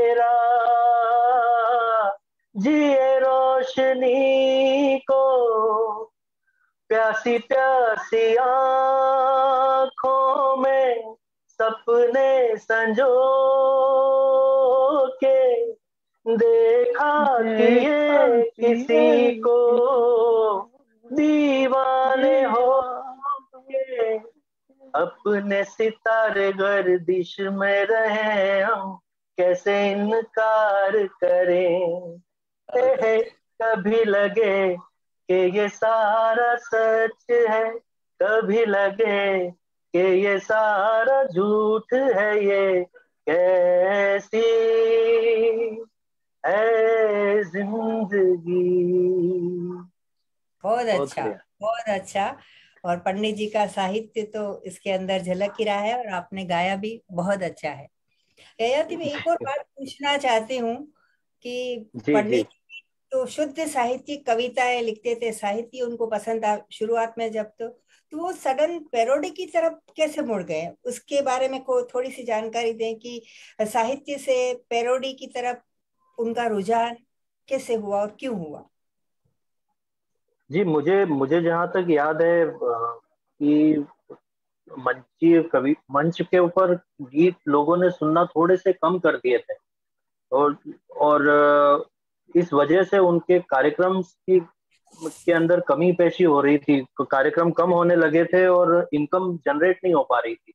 अच्छा। तो उनके संचालक थे मेरे ख्याल से रामरिक मनर्जी। मनर्जी, हाँ। तो हाँ, तो उन्होंने एक दफे दादाजी ने एक चना चोर गरम के ऊपर कुछ पैरोडी नुमा प्रतिगीत उनको पढ़ के सुनाया, तो वो एकदम फट से खड़े हुए कि यार पंडित, ये काम करो तुम, ये एकदम सही रहेगा। तो उसी समय उन्होंने एक पर कवि सम्मेलन कहना चाहिए कि एक प्राइज या रेमुनरेशन फिक्स कर दिया कि ये तुम्हारा रेमुनरेशन रहेगा, लेकिन काम तुम्हें यही करना है। अच्छा। तो चाहते नहीं चाहते हुए वो पैरोडी में आगे बढ़ते गए, लोग पसंद करते गए, और मंचों के ऊपर कवि सम्मेलनों के अंदर उनकी डिमांड एक तरह से रातों रात बढ़ गई वापस। तो हालांकि घर पे भी और दूसरे कवि मित्रों के सामने भी वो अपनी व्यथा को बार बार कहते थे, और टीवी चैनलों के ऊपर भी उन्होंने एक दो दफे कहा है कि ये तो मैंने दुकान समोसा कचौरी पकोड़े की बना रखी है, जिनको ये पसंद है वो ये खाओ, और जिनको जलेबी मेवा वगैरह खाना है वो बाद में आ जाना आराम से। वो कविता पाठ के विषय में ये मंचों के ऊपर उन्होंने कविता सुनाना बंद भी कर दिया था। मैं लगभग ऐसे 100-150 कवि सम्मेलन में मेरी उपस्थिति रही है जहां लोगों ने गीतों की इच्छा जताई कि आप गीत सुनाइए, पर उन्होंने नहीं सुनाया कि नहीं, आपको आदत है फाफड़ा पकोड़ा आलू बड़ा खाने की, तो वही खाइए आप। सद्य माल जो तो ये असली काबिल लोग नहीं सुन रहे थे, उन्होंने किसी को जी। दिया। तो एक घटना मुझे और छोटी सी याद है कि मैं नया नया मुंबई आया था, तो मेरे अंदर पता नहीं अजीब सा था। मैं हर काम मुझे करना था, हर जगह भागना था, पहुंचना था। तो मुझे लगता था कि दादाजी ना थोड़े ढीले पड़ रहे हैं, और इनको वो जितनी फीस मिलनी चाहिए उतनी लोग बाग दे नहीं रहे हैं, मंच के संचालक वगैरह वो उनको इतनी फीस दे नहीं रहे हैं जानबूझ के। तो मैं उनको कभी कभी कहता कान में जाके कि उनको हम प्यार से भाई साहब कहते थे, दादाजी उनको सुनना पसंद भी नहीं था। तो मैंने उनको कहा कि भाई साहब, आप कवि सम्मेलन में पर कवि सम्मेलन प्राइस क्यों नहीं बढ़ा लेते हो? देखिए आप दूसरे कवियों को देखिए, उन्होंने इतना कर लिया, इन्होंने इतना कर लिया, आप अभी तक वहीं पे हो। तो उन्होंने मुझे एक बड़ी अच्छी बात बताई थी, जो हालांकि उस समय मुझे नहीं समझ आई, बाद में बड़ी देर के बाद समझ आई। उन्होंने मुझे कहा कि देखो ऐसा होता है कि कोई भी काम करने के लिए जो प्राइस तय होती है ना, उस प्राइस को जस्टिफाई भी करना पड़ता है, नहीं तो उसके साइड इफेक्ट भी आपको भुगतने पड़ते हैं। तो ये मुझे बहुत बाद में जाके समझ में आई थी, लेकिन उनका ये मानना था कि जो प्राइस मतलब मुझे ये प्राइस के लिए तय किया गया ये मेरे लिए करेक्ट है। वो संतुष्टि का भाव भी उनके अंदर था। ऐसा नहीं था कि मतलब कल के कवि सम्मेलन में मुझे एकदम डबल कर दो या 4 गुना रेमुनरेशन कर दो, इस तरह का। सही बात है। संतोषी थे वो। एक सही बात ऐसी है पैरोडी का पैरोडी गलत है। की। हाँ बोलिए, आप हाँ, बोलिए। कहिए। मैं बस वही कह नहीं, रही थी कि पैरोडी थोड़ी सी सुन लें पंडित जी की, मधु जी के पास अगर ये भी हाँ है। जी जी। सुनाइए। मधु जी आप म्यूट है, मधु जी आप म्यूट है, म्यूट पे हैं आप। जी हाँ, उनकी पैरोडी अब सुन लेते हैं और उनके इस रंग का देखते हैं अब।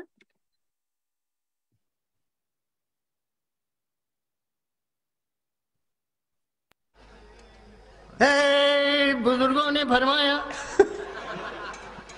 बुजुर्गों ने फरमाया कि हफ्ते पे अपने ठप्पा लगा के आ जाओ, फिर ये सारा जमाना तुम्हारा है। बहुत अच्छे। और हमारी पार्टी के पीछे पीछे पीछे पीछे चले आओ, फिर ये खुशियों का खजाना तुम्हारा है। तो लो भैया, हम हफ्ते पे ठप्पा लगा के आ गए और मिला ली एक ताल। अब बताओ ना अपने इन सूत्री बूत्री कुत्री कार्यक्रमों का कमाल। रे पग घुंघरू, वाह वाह वाह वाह वाह।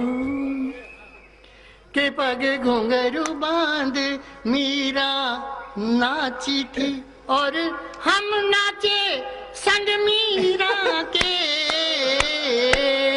पग घुंघरू बांध मीरा नाची थी, लगे ना दिया यारे गम मीसा मीसा सा। आप हमें मुल्क की तकदीर नजर आते हैं, आप हमें मुल्क की तकदीर नजर आते हैं और हम आपको बाप की जागीर नजर आते हैं।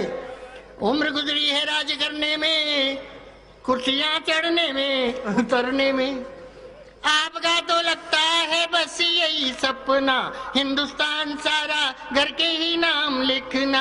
आपका तो लगता, जो वतन से वोट लिया है तो वतन का कुछ ख्याल करो, जो वतन से वोट लिया है तो वतन का कुछ ख्याल करो। ये कुर्सियों पे बैठ के मुर्गी आई मत हला, सिर्फ सत्ता के लोभियों को घास मत डालो। ये अडल लाल पडल लाल कडल लाल इन सबको बदल डालो। चाहे रूस जाओ चाहे अमेरिका, पर घर में पड़े रहे हैं फाके डाके फाके रे। के पग घुंघरू, पग घुंघरू बांध मेरा नाची थी नाची थी नाची। दिल दीवाना बिन कश्मीर के माने ना, ये पगला है आधे से तो समझे ना। बहुत अच्छे, वाह वाह वाह वाह। मार के ले ले प्यार से ले ले माने ना, ये भारत है कश्मीर तो छोड़े ना। ए दुनिया मांगे अपने इलाके में तो मांगू कश्मीर। हो हो हो हो ये भी है इसमें। रहे सलामत मेरा भारत और भारत का कश्मीर। हो हो हो हो हो हो। इसके सिवा हम बेनजीर कुछ मांगे ना, इसके सिवा हम बेनजीर कुछ मांगे ना। तू लाख करे कश्मीर तो छोड़े ना। वाह, क्या बात है, क्या बात है कि किस तरीके से सिर्फ ये फूहड़ हास्य नहीं था, ये पूरा उनमें एक जो कविता धर्मिता होती है समाज के मुद्दों को उजागर करने की, वो पूरी पूरी तरह उन्होंने उसमें निभाई अपनी पैरोडी में भी।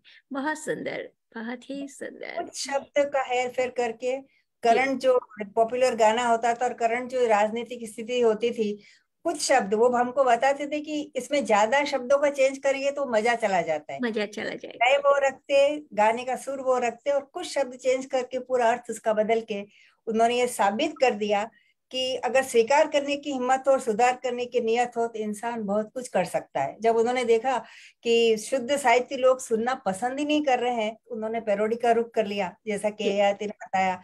और यह नहीं कि पैरोडी में भी हार मान ली, पैरोडी करते करते इतने निष्णात हो गए कि पैरोडी किंग की उपाधि उन्होंने हासिल कर ली, और उसी से उन्होंने काफी समय तक मंच पे लोगों को प्रभावित किया। तो पैरोडी के बाद एक बार फिर से वो फिल्म की तरफ उन्होंने रुख किया और पनाह के गाने उन्होंने लिखे। तो मधु जी, अब आप पनाह के डायरेक्टर से पूछिएगा उसके बारे में। जी जी जी। और मैं इससे पहले कि कार्यक्रम को अगले प्रश्न की ओर लेके चलूं, मैं एक बार फिर से हमारे साथ जो फेसबुक पर श्रोतागण जुड़े हैं, मैं उनको एक बार फिर से मैं बुला ले उनके नाम पढ़ना चाहूंगी। हमारे साथ देवयानी शर्मा जी, डॉक्टर तारा दीक्षित जी, प्रभा पंड्या जी, सोमशेखर व्यास जी, प्रियंका भट्ट, अश्विनी कुमार भट्ट जी, शोभा शास्त्री जी,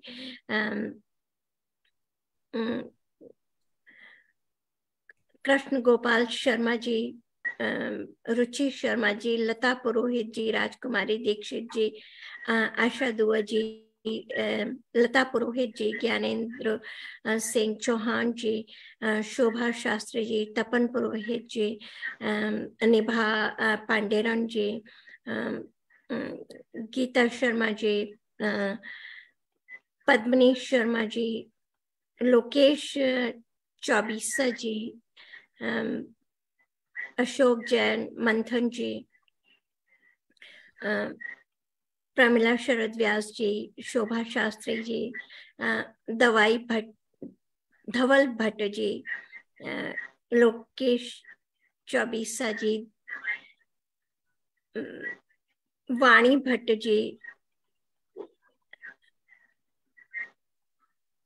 किरण आचार्य जी, मैं कोशिश कर रही हूँ कि किसी का नाम मुझसे छूटे नहीं, भावना ययाति पंड्या जी, विनीता शर्मा जी, सत्य प्रकाश शर्मा जी, नरोत्तम व्यास जी, अंजना पाटनी जी अभी तक हमारे साथ जुड़ी हैं, प्रतीक्षा पंड्या जी, मोनिका नीलम शर्मा जी, शोभा शास्त्री जी, तनुजा मेहता जी, सभी, मनीष दीक्षित जी, सभी के नाम पढ़ना काफी मुश्किल हो रहा है, जिनेश जैन, गुंगावत जी, के प्रसन्ना जी, लोक चंचलेश भट्ट जी,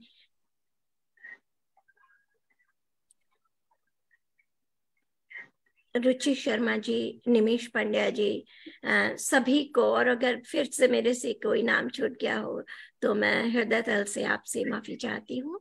और चलिए हम आगे बढ़ते हैं, एक बार फिर से रुख करते हैं हम कृष्णकांत पंड्या जी की तरफ। कृष्णकांत जी, अभी अभी ययाति ने हमें आपकी फिल्म पनाह का एक गाना गाकर सुनाया, बहुत ही खूबसूरत गाना था। और आपने भी जब पहले प्रश्न में आप पनाह की बात कर रहे थे, तो मैं जानना चाहती हूँ कि पनाह में जब उन्होंने आपने उनको गीतकार के रूप में लिया, तो क्या उनको कोई उनको विषय दिया गया या कोई एक सिचुएशन दी गई, उस पे उन्होंने गाने लिखे, या कोई उनका एक कोई गाना जो आपने सुना हो या उनका गीत पहले पढ़ा हो और उसको आपको इतना पसंद आया हो कि आपने उसको अपनी फिल्म में लेने का निर्णय किया हुआ? पनाह के बारे में हमें कुछ बताइए। जी, अच्छा क्वेश्चन किया आपने। पहली बात तो ये कि उनका कोई मैंने जो लिखा हुआ था वो, क्योंकि मेरी भी पहली फिल्म थी और फिल्म के ऊपर ही उन्होंने गाने सब लिखे थे, काफी प्रोफेशनल तरीके से काम हुआ था हमारा। पर मेरी एक जिद थी, क्योंकि मैं उनका जो करियर पूरा देख रहा था, पूजा फिल्म, सन्यासी फिल्म से लगा के अपना भी सुना है कि उनको हर फिल्म में एक या दो गाने, 2 या 3 गाने ऐसे मिलते थे, पूरी फिल्म उनको कभी नहीं मिलती। और मैंने मान लिया था कि जब भी मेरे को डायरेक्शन का मौका मिलेगा तो मैं सारे गीत जो है अंकल विश्वेश्वर जी से मैं लिखवाऊंगा।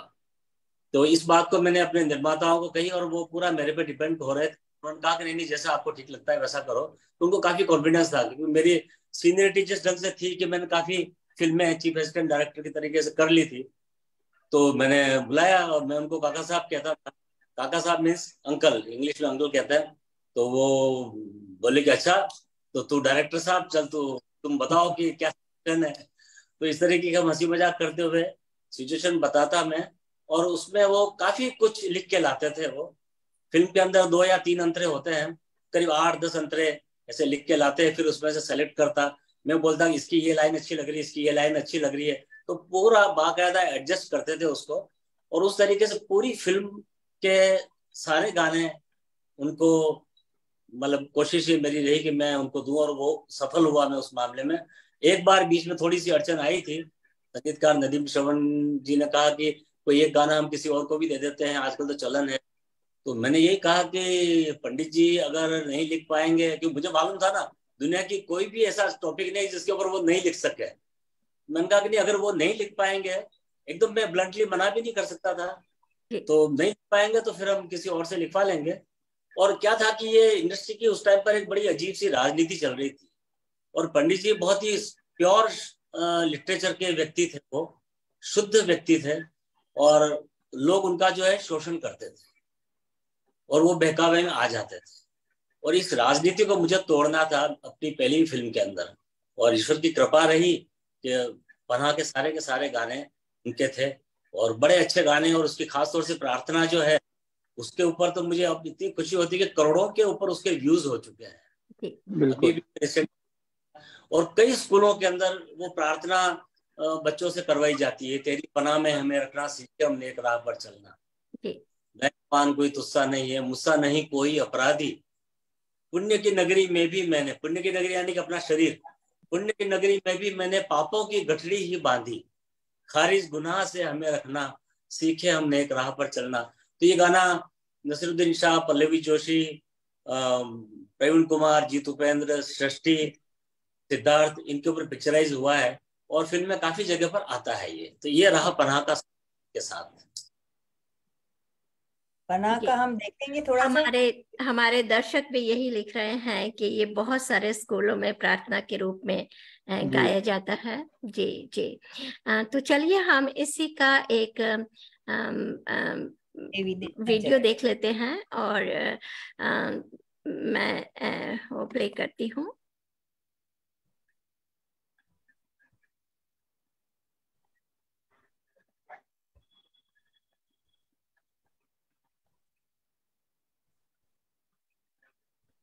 लगे कि ये सारा सच है, कभी लगे कि ये सारा झूठ है, ये कैसी है जिंदगी, ये कैसी है जिंदगी।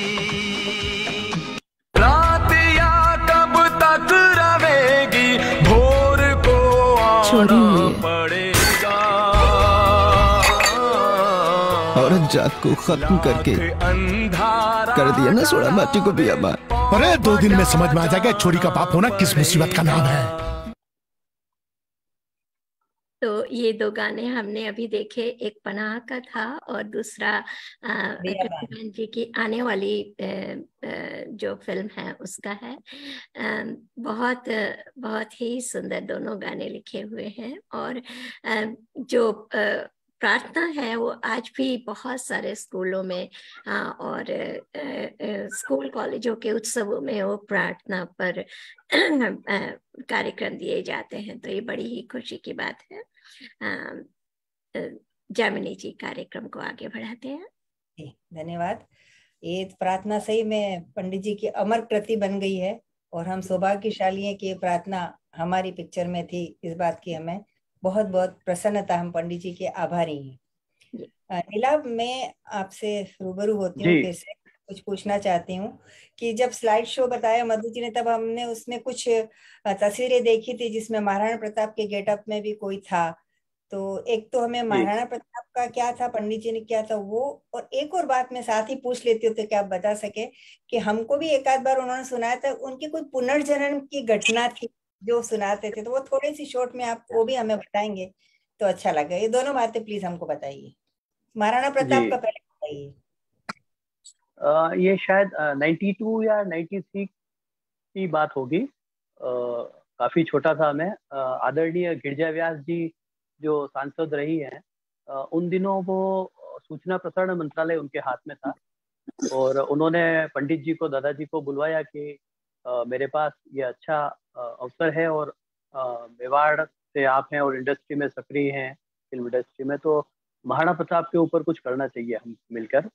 तो उन्होंने एक तरह से प्रेरणा दी गिरिजा जी ने कि पंडित जी आप कुछ करिए और अपन इसको कुछ आगे बढ़ाएंगे। तो पहले हाँ ना करते करते उन्होंने शुरुआत की, और लगभग 8 एपिसोड शूट किए गए थे उसके। अंजना मुमताज जी उसमें कार्य कर रही थी, और कई अभिनेता थे। आगे चलकर विनोद खन्ना साहब से भी बातचीत हो रही थी, लेकिन अनफॉर्चुनेटली कुछ सर्कमस्टेंसेस ऐसे बने कि वो चीज आगे नहीं बढ़ पाई। काफी उनको भी दुख हुआ, गिरिजा जी को भी काफी दुख रहा इस बात का कि वो काम आगे नहीं बढ़ पाया। लेकिन दोनों का बहुत अच्छा सकारात्मक प्रयास था ये कि दोनों मेवाड़ से हैं और उसके ऊपर कुछ काम करें। हमारे यहाँ के जो महाराणा प्रताप इतना बड़ा आइकॉन है पूरे वर्ल्ड के लिए, सही बात है, वो आगे नहीं बढ़ पाया। 8-10 एपिसोड ही शूट हुए और फिर रह गया। ओके। और वो घटना के बारे में अगर आपको जानकारी हो तो कुछ। पुनर्जन्म के संबंध में भी ये है कि उनके मेरे पापा के ग्रैंड पेरेंट्स, मेरे परदादा, उनके बच्चे वगैरह और ज्यादा उस समय जीवित नहीं रहते थे, हो गए और डेथ हो गई और इस तरह से। तो ये शायद 7वीं या 8वीं संतान थे और इनकी भी डेथ हो गई थी। तो जब वो वापिस इनका इसी घर में आना हुआ तो उनको अपने पुनर्जन्म की सारी घटनाएं स्मरण थी। एक आर्टिकल भी उन्होंने लिखा है ताकि मुझे मेरा पूर्व जन्म स्मरण है करके। निबंध आर्टिकल्स भी काफी लिखा करते थे दादाजी। अच्छा। तो उसमें उन्होंने उस सारी घटनाओं का वर्णन किया था कि उस बच्चे की जो चीजें उनके साथियों को दे दी गई, स्कूल का बैग और कुछ छतरी वगैरह, तो वो जब दोबारा जन्म लेके इसी घर में आए तो सारी चीजें रिकॉल करते थे कि मम्मी को जीजी कहते थे वो, कि जीजी वो मेरी छाता वो उसके पास है, मेरा बैग उसके पास है, ले आओ। तो एक लंबे अरसे तक उनको सारी स्मृतियां बनी रही और इस संबंध में एक बहुत अच्छा आर्टिकल भी लिखा कि मुझे मेरा पुनर्जन्म याद है। बहुत बहुत धन्यवाद, क्योंकि हमको भी थोड़ा सा आइडिया है। वो सुनाया था कि 7-8 साल तक तो उनको सब याद था कि यही घर में जन्म हुआ था, यहाँ मेरा बस्ता पड़ा रहता था, यहाँ मैं जाता था। उनके फ्रेंड को जैसे बच्चे की डेथ हो जाती है तो उसके बराबर की एज वाले को उसकी सब चीजें दी जाती है, तो वो उसके घर जाके बोले कि ये छाता मेरा है, तेरे पास क्यों है। तो मतलब इस रोचक तरीके से उन्होंने हमको भी घटनाएं सुनाई थी। तो ये भी एक विशेष है, उनका एक तरह से पुनर्जन्म था और उनको याद भी था। तो ये जीवन की एक बड़ी बात है। और उनके बात करने का तरीका, कहानी सुनाने का, घटना सुना है कि अब बड़ा रोचक ढंग होता था। हमको अक्सर सुनाया करते थे वो छोटी छोटी इस तरह की बातें। और पंडित जी से कनेक्टेड मेरी एक छोटी सी स्मृति है मधु जी, मैं आपको बताना चाहती हूँ कि पंडित जी वैसे तो रिश्ते में मेरे चाचा ससुर जी लगते थे, वो तो बाद में बने। लेकिन जब मैं 5th क्लास में पढ़ती थी वो मेरे टीचर थे, शिक्षक थे, जब वो उसी क्लास में पढ़ती थी। और हम एक मोहल्ले में ही रहते थे। मेरी मम्मी को मम्मी बोलते थे और हम सब परिवार की तरह ही थे। शादी से पहले की बात है। तो स्कूल में मैं एक्टिवली पार्टिसिपेट करती थी। तो मुझे एक टूर्नामेंट के लिए उदयपुर से बाहर जाना था 5th क्लास में। तो डेफिनेटली मम्मी तो मना ही करेगी कि छोटी बच्ची को कहाँ हम भेजें, तो मम्मी ने मना कर दिया। अंकल घर पे आए, मेरे घर पे, और बोला कि मौसी चिंता मत करो, छोरी को भेज दो, मैं जा रहा हूँ, टेंशन मत लो। तो मम्मी ने कहा अच्छा तुम जा रहे हो तो मैं भेज सकती हूँ। उन्होंने भेजा। मैं 2-3 वहां से अच्छे इनाम विनाम जीत के आई। तो उनका ये लगाव मेरे प्रति जो स्नेह था वो बचपन से ही था। ससुर तो वो बाद में बने, लेकिन उनका बस वही था। वो कभी कभी पंड्या जी को भी डांटते थे कि छोरी को परेशान मत कर, ध्यान रखा कर, वो छोरी बोलते थे। तो उनका ये, मैं सौभाग्यशाली हूँ कि उनका सानिध्य स्नेह मिला। और मैंने जब ये बुक लिखी दुष्यंत कुमार जी पर, तो उन्होंने मुझे बहुत फोर्स किया कि इसको प्रिंट करवा। उन्हीं के प्रेरणा की वजह से मैं बुक, मैंने सोचा नहीं करना क्या करना, बुक प्रिंट करवा पाई। उनके आशीर्वाद हमेशा हमारे साथ रहे, हम सौभाग्यशाली। ठीक। तो मैं अब ययाति जी से मुखातिब होती हूँ फिर से एक बार। ययाति जी जी। मुझे जैसा कि पता है और हमने एवी में भी देखा था कि पंडित जी ने राजस्थानी गीत और गुजराती गरबे भी लिखे हैं और उसके एल्बम्स भी बनी हैं, वो भी हमको पता है। और जहां तक मुझे याद है उस एल्बम में आप दोनों भाइयों ने अभिनय भी किया है, तो उसके जी बारे जी में बताओ क्या है वो। जी। हम दोनों भाइयों की एक्टिंग क्लासेस पूरी हो गई थी, मेरी रोशन तनेजा जी से और बड़े भाई साहब की नमित कपूर जी की एक्टिंग क्लासेस से कोर्स पूरा हो गया था। और थोड़ा समय हुआ था, अंकल ने सीरियल जो इंट्रोड्यूस करा था जिसमें मुझे वो भी कंप्लीट हो गया था। और इन बिटवीन दादाजी की इच्छा थी कि उनकी राजस्थानी गीतों का कोई संग्रह होना चाहिए, रिकॉर्डेड एल्बम वगैरह होनी चाहिए। तो उसकी रूपरेखा तैयार होने लगी कि कैसे हम आगे बढ़ेंगे, कैसे इसको पब्लिसिटी करेंगे, कैसे इसको बनाएंगे। तो वो स्वस्तिक कैसेट्स करके उन्होंने एक अपना म्यूजिक ब्रांड लॉन्च किया था जो आगे आगे चला नहीं ज्यादा, लेकिन उसके अंतर्गत उन्होंने ये सारा प्रोग्राम सेट किया था। तो तय हुआ कि दोनों लड़के जो हैं, मैं और बड़े भाई साहब, की ये प्रोडक्शन भी संभालेंगे, ये एक्टिंग भी करेंगे। और मतलब वो हमारा हमें कहना चाहिए कि हमारा लकी समय था कि हम प्रोडक्शन से रिलेटेड, फिल्म मेकिंग से संबंधित हर एक डिपार्टमेंट से रूबरू होने का वो पहला अवसर था हमारा। तो कृष्णकांत जी अंकल जी को भी उन्होंने फोन करके बुलाया कि तुम आओ, मिलो, ये काम करना है। और आके घर पे लंबे डिस्कशन हुए और तय हुआ कि डायरेक्शन अंकल करेंगे, ये दोनों लड़के इसमें काम करेंगे और इस तरीके से करना है। तो वो एक बड़ा रोमांचकारी और एक नया अनुभव था हमारे लिए। पूरी जिम्मेदारी मेरे को दे दी थी अंकल ने। ये पूरा प्रोजेक्ट तेरे को करना है, एडिटिंग है, कास्टिंग है। कैसेट कंपनी के भी बहुत स्ट्रगल किया था हमने। जी जी जी।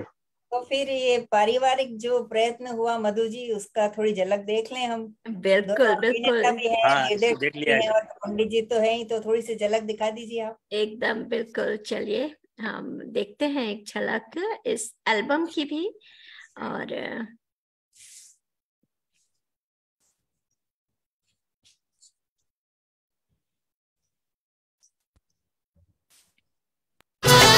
हर मर कद की राड़ गोरड़े बोले क्यों नहीं है, मोरड़े बोले क्यों नहीं है। हर मर कद की राड़ गोरड़े बोले क्यों नहीं है, मोरड़े बोले क्यों नहीं है। घड़ी घड़ी के ताब लाज रे, तुम्हारा पियू ने बुला दो कोई याद रे। वाह, बहुत थोड़ा सा ही मिला, काफी पुराना था, नहीं देख पाए, लेकिन कम से कम प्रयास था पूरा। जी, कम से कम एक झलक हमें देखने की इसकी मिल गई है। जी, और जैसा कि जी और बहुत खुशी की बात यह है कि आज हमारे साथ जितने भी आप सब लोगों का पंडित जी के साथ एक कहते हैं ना कि एक परिवार है, और पूरा परिवार का एक साथ मिलना एक बहुत बड़ी किसी भी कार्यक्रम के लिए जो फर्स्ट एक्सपीरियंस होता है वो हमारे पास आज हमें साझा करने को मिल रहा है इस मंच के माध्यम से। तो ये बहुत ही खुशी की बात है। और मैं एक बार फिर से आमंत्रित करती हूँ कृष्णकांत पंड्या जी को कि उनसे मैं पूछना चाहूंगी कि इस म्यूजिक एल्बम के बारे में, और कैसा ये आपका एक्सपीरियंस रहा इस म्यूजिक एल्बम के वक्त में। आई नो पूरा परिवार जब किसी कार्य को करने में जुट जाए तो उसमें सफलता मिलनी तो जरूरी लाजमी होती है। तो इस एल्बम के प्रोडक्शन के वक्त आपका किस तरह का एक्सपीरियंस रहा, वो साझा करें। जी, ये मेरे लिए बड़ा चैलेंजिंग था, क्योंकि विश्वेश्वर जी की रचनाएं इतनी इतनी अच्छी होती थी कि उसको एज इट इज पिक्चराइज करना और गिवन बजट में बनाना उसका। तो इसकी एक रूपरेखा बनाई मैंने। उदयपुर के अंदर एक west zone cultural centre government of India का एक है विभाग, उसमें आईएएस ऑफिसर मिस्टर विश्वास मेहता जी थे, और उनको मैंने जाके टच किया और मैंने कहा कि उन्होंने एक शिल्पग्राम बनाया हुआ है जो अभी एक बहुत बड़ा दर्शनीय स्थल बना हुआ है उदयपुर का। तो शिल्पग्राम जाके देखा मैंने, और उन्होंने मुझे खुद दिखाया कि ये देख लो, आप यहाँ जहाँ शूटिंग करनी है वहां कर लो। तो तब वो नया नया बना था शिल्पग्राम, तो इस तरह के सारा प्रोत्साहन वो दे रहे थे। तो मैंने बात की और मैंने कहा कि चलो ठीक है, यही पिक्चराइज करते हैं। फिर उदयपुर, ये बॉम्बे से टीम बुलाई गई, कैमरामैन है, आर्टिस्ट हैं, और फिर कोरियोग्राफर हमारी रिलेशन में एक है योजना पंड्या, उनको लिया, उन्होंने कोरियोग्राफ किया, और इस तरीके से ये पूरा पिक्चराइज हो गया।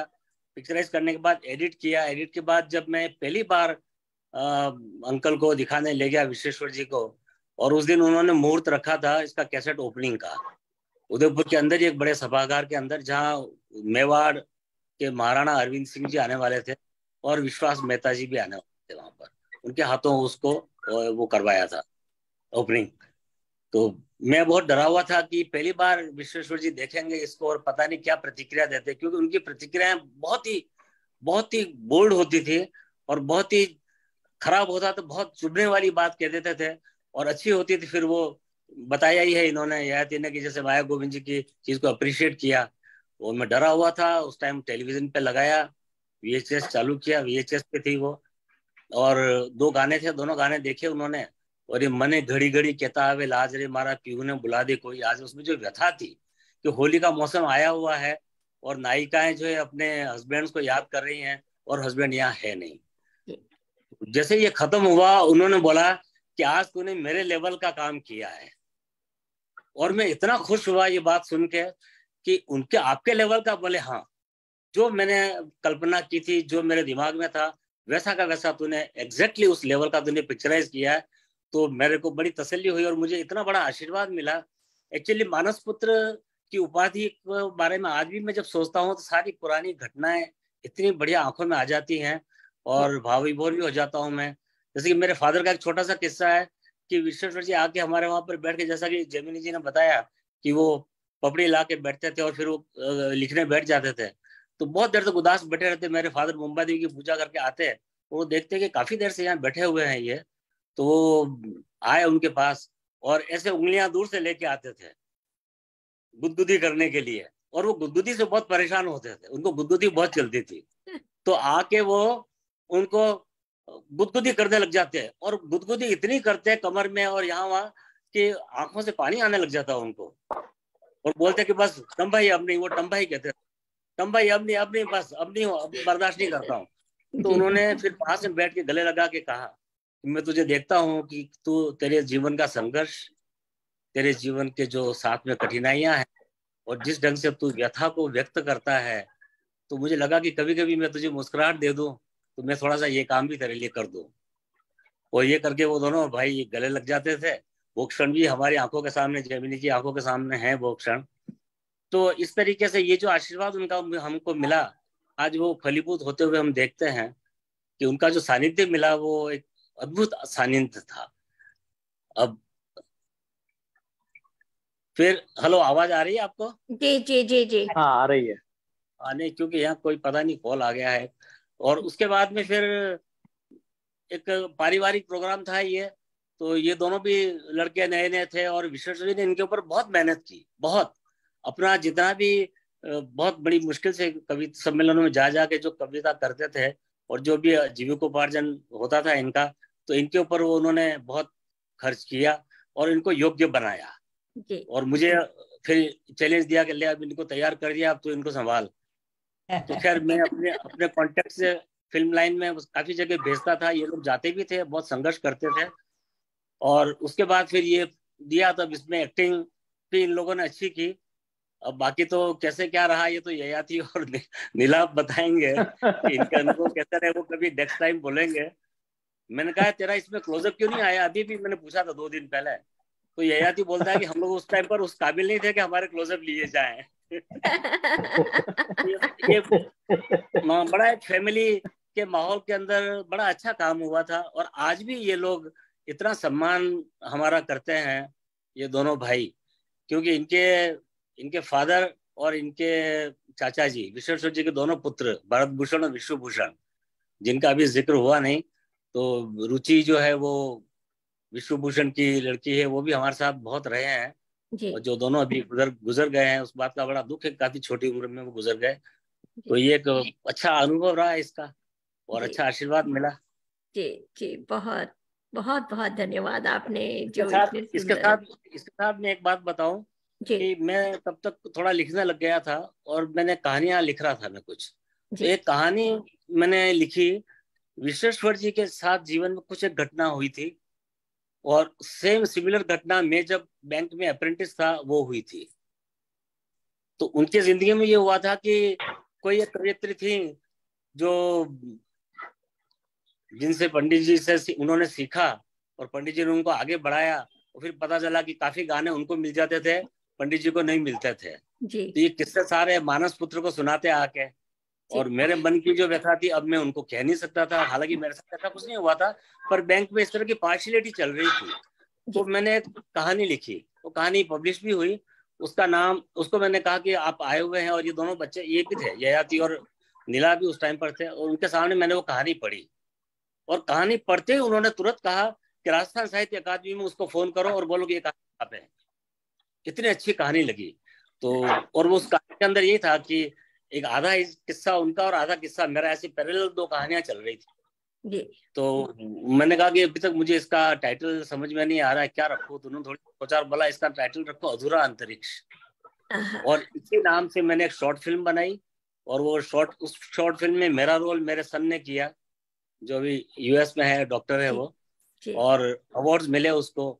तो इस तरीके से उनका आशीर्वाद फलीभूत होता रहा और हो रहा है अभी भी। जी जी,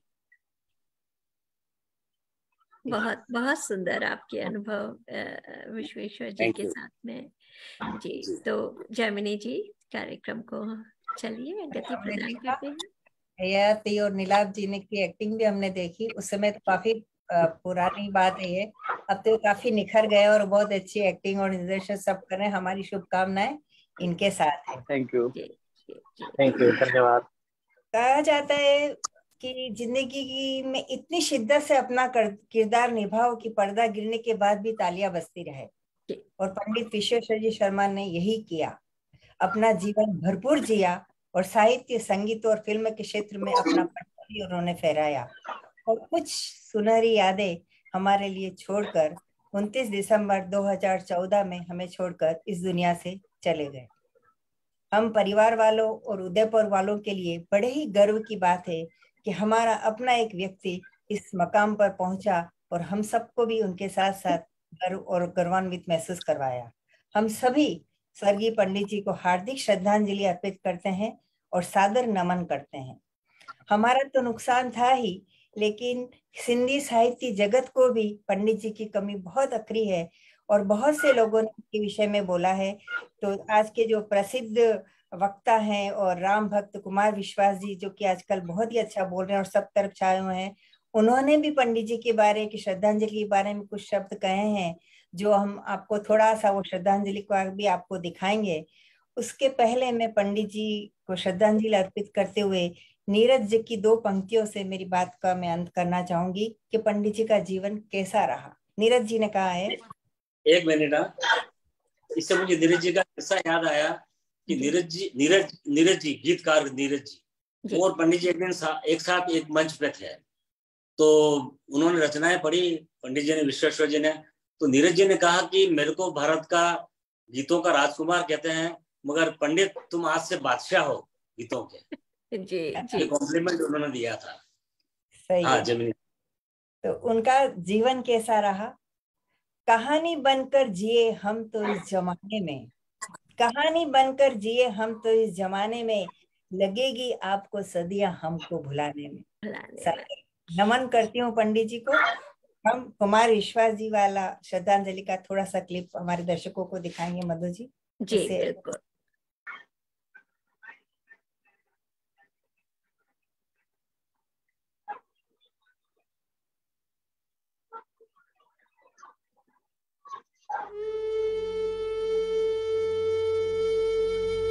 मुझे याद है 1990 के कवि सम्मेलन और उससे भी पहले 88 के कवि सम्मेलन जब मैं पढ़ता था, और हापुड़ में और बड़ौत में जैन समाज के बड़े कवि सम्मेलन होते थे, उसमें राजस्थान से जो लोग जाते थे उनमें पंडित विश्वेश्वर शर्मा का अलग जलवा होता था, अलग जादू होता था। दूर दूर तक लोग बैठकर सुनते थे, आधी रात उनका गीत गूंजता था।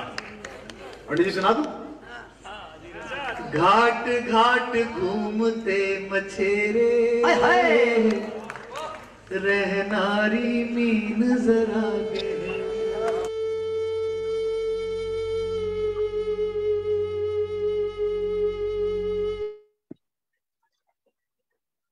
सच में सच क्या तो सच नमन है ऐसी महान हस्ती को हम सब की तरफ से। कोटि कोटि वंदन जी। बहुत बहुत मैं आभार व्यक्त करना चाहती हूँ जैमिनी जी, कृष्णकांत जी, ययाति और नीला, आप सभी का कि आप लोगों ने आज अपने बेशकीमती समय से समय निकाला और हमारे साथ जुड़े। और ययाति तो कल रात लगता है सोए भी नहीं है वो सारे वीडियो करने में लगे हुए थे। तो बहुत बहुत आभार। और हमारे जो तमाम दर्शक हमारे साथ जुड़े हैं उन सब का मैं और भी अधिक धन्यवाद उनको देना चाहती हूँ कि वो हमारे साथ जुड़े और लगातार आपने अपनी प्रतिक्रियाएं दी और हमारे इस कार्यक्रम को सफल बनाया। अगले बुधवार को फिर इसी समय यानी कि 7:30 भारतीय समय अनुसार। जी, एक नमन में आपके पिताजी साहित्यकार हरप्रसाद शास्त्री जी को नमन करना चाहता हूं कि उनके इस पटल के ऊपर पंडित विश्वेश्वर जी शर्मा का आयोजन हुआ, उसके लिए आपको बहुत बहुत धन्यवाद। बहुत बहुत धन्यवाद। जी, पिताजी ने पूरे जीवन पिताजी ने यही कार्य किया कि उन्होंने जितने अपने को कभी उन्होंने प्रमोट नहीं किया, लेकिन जितने भी गीतकार थे, जितने भी गायक थे, उन सभी को मंचों पर लाना, उनको उचित सम्मान देना, यही उनका जीवन भर की साधना रही। और विश्वेश्वर जी को तो कभी मैं सुनने का मौका नहीं मिला, लेकिन नीरज जी, संतोष आनंद जी, बाल कवि बैरागी जी और बच्चन जी, इस तमाम बड़े गीतकारों को गाजियाबाद के मंचों पे सुनने का सौभाग्य मुझे मिला है। हालांकि तब समझ नहीं थी कि कविता क्या होती है, गीत क्या होते हैं, लेकिन उन ने इन सबके साथ मंच साझा किया है। जी जी, तो बहुत बहुत बहुत नमन। और मैं भी अपने पिताजी श्री को मैं भी नमन करती हूँ। और तो अगले बुधवार को फिर एक और कार्यक्रम लेकर हम उपस्थित होंगे गुलमोहर के इस पटल पर।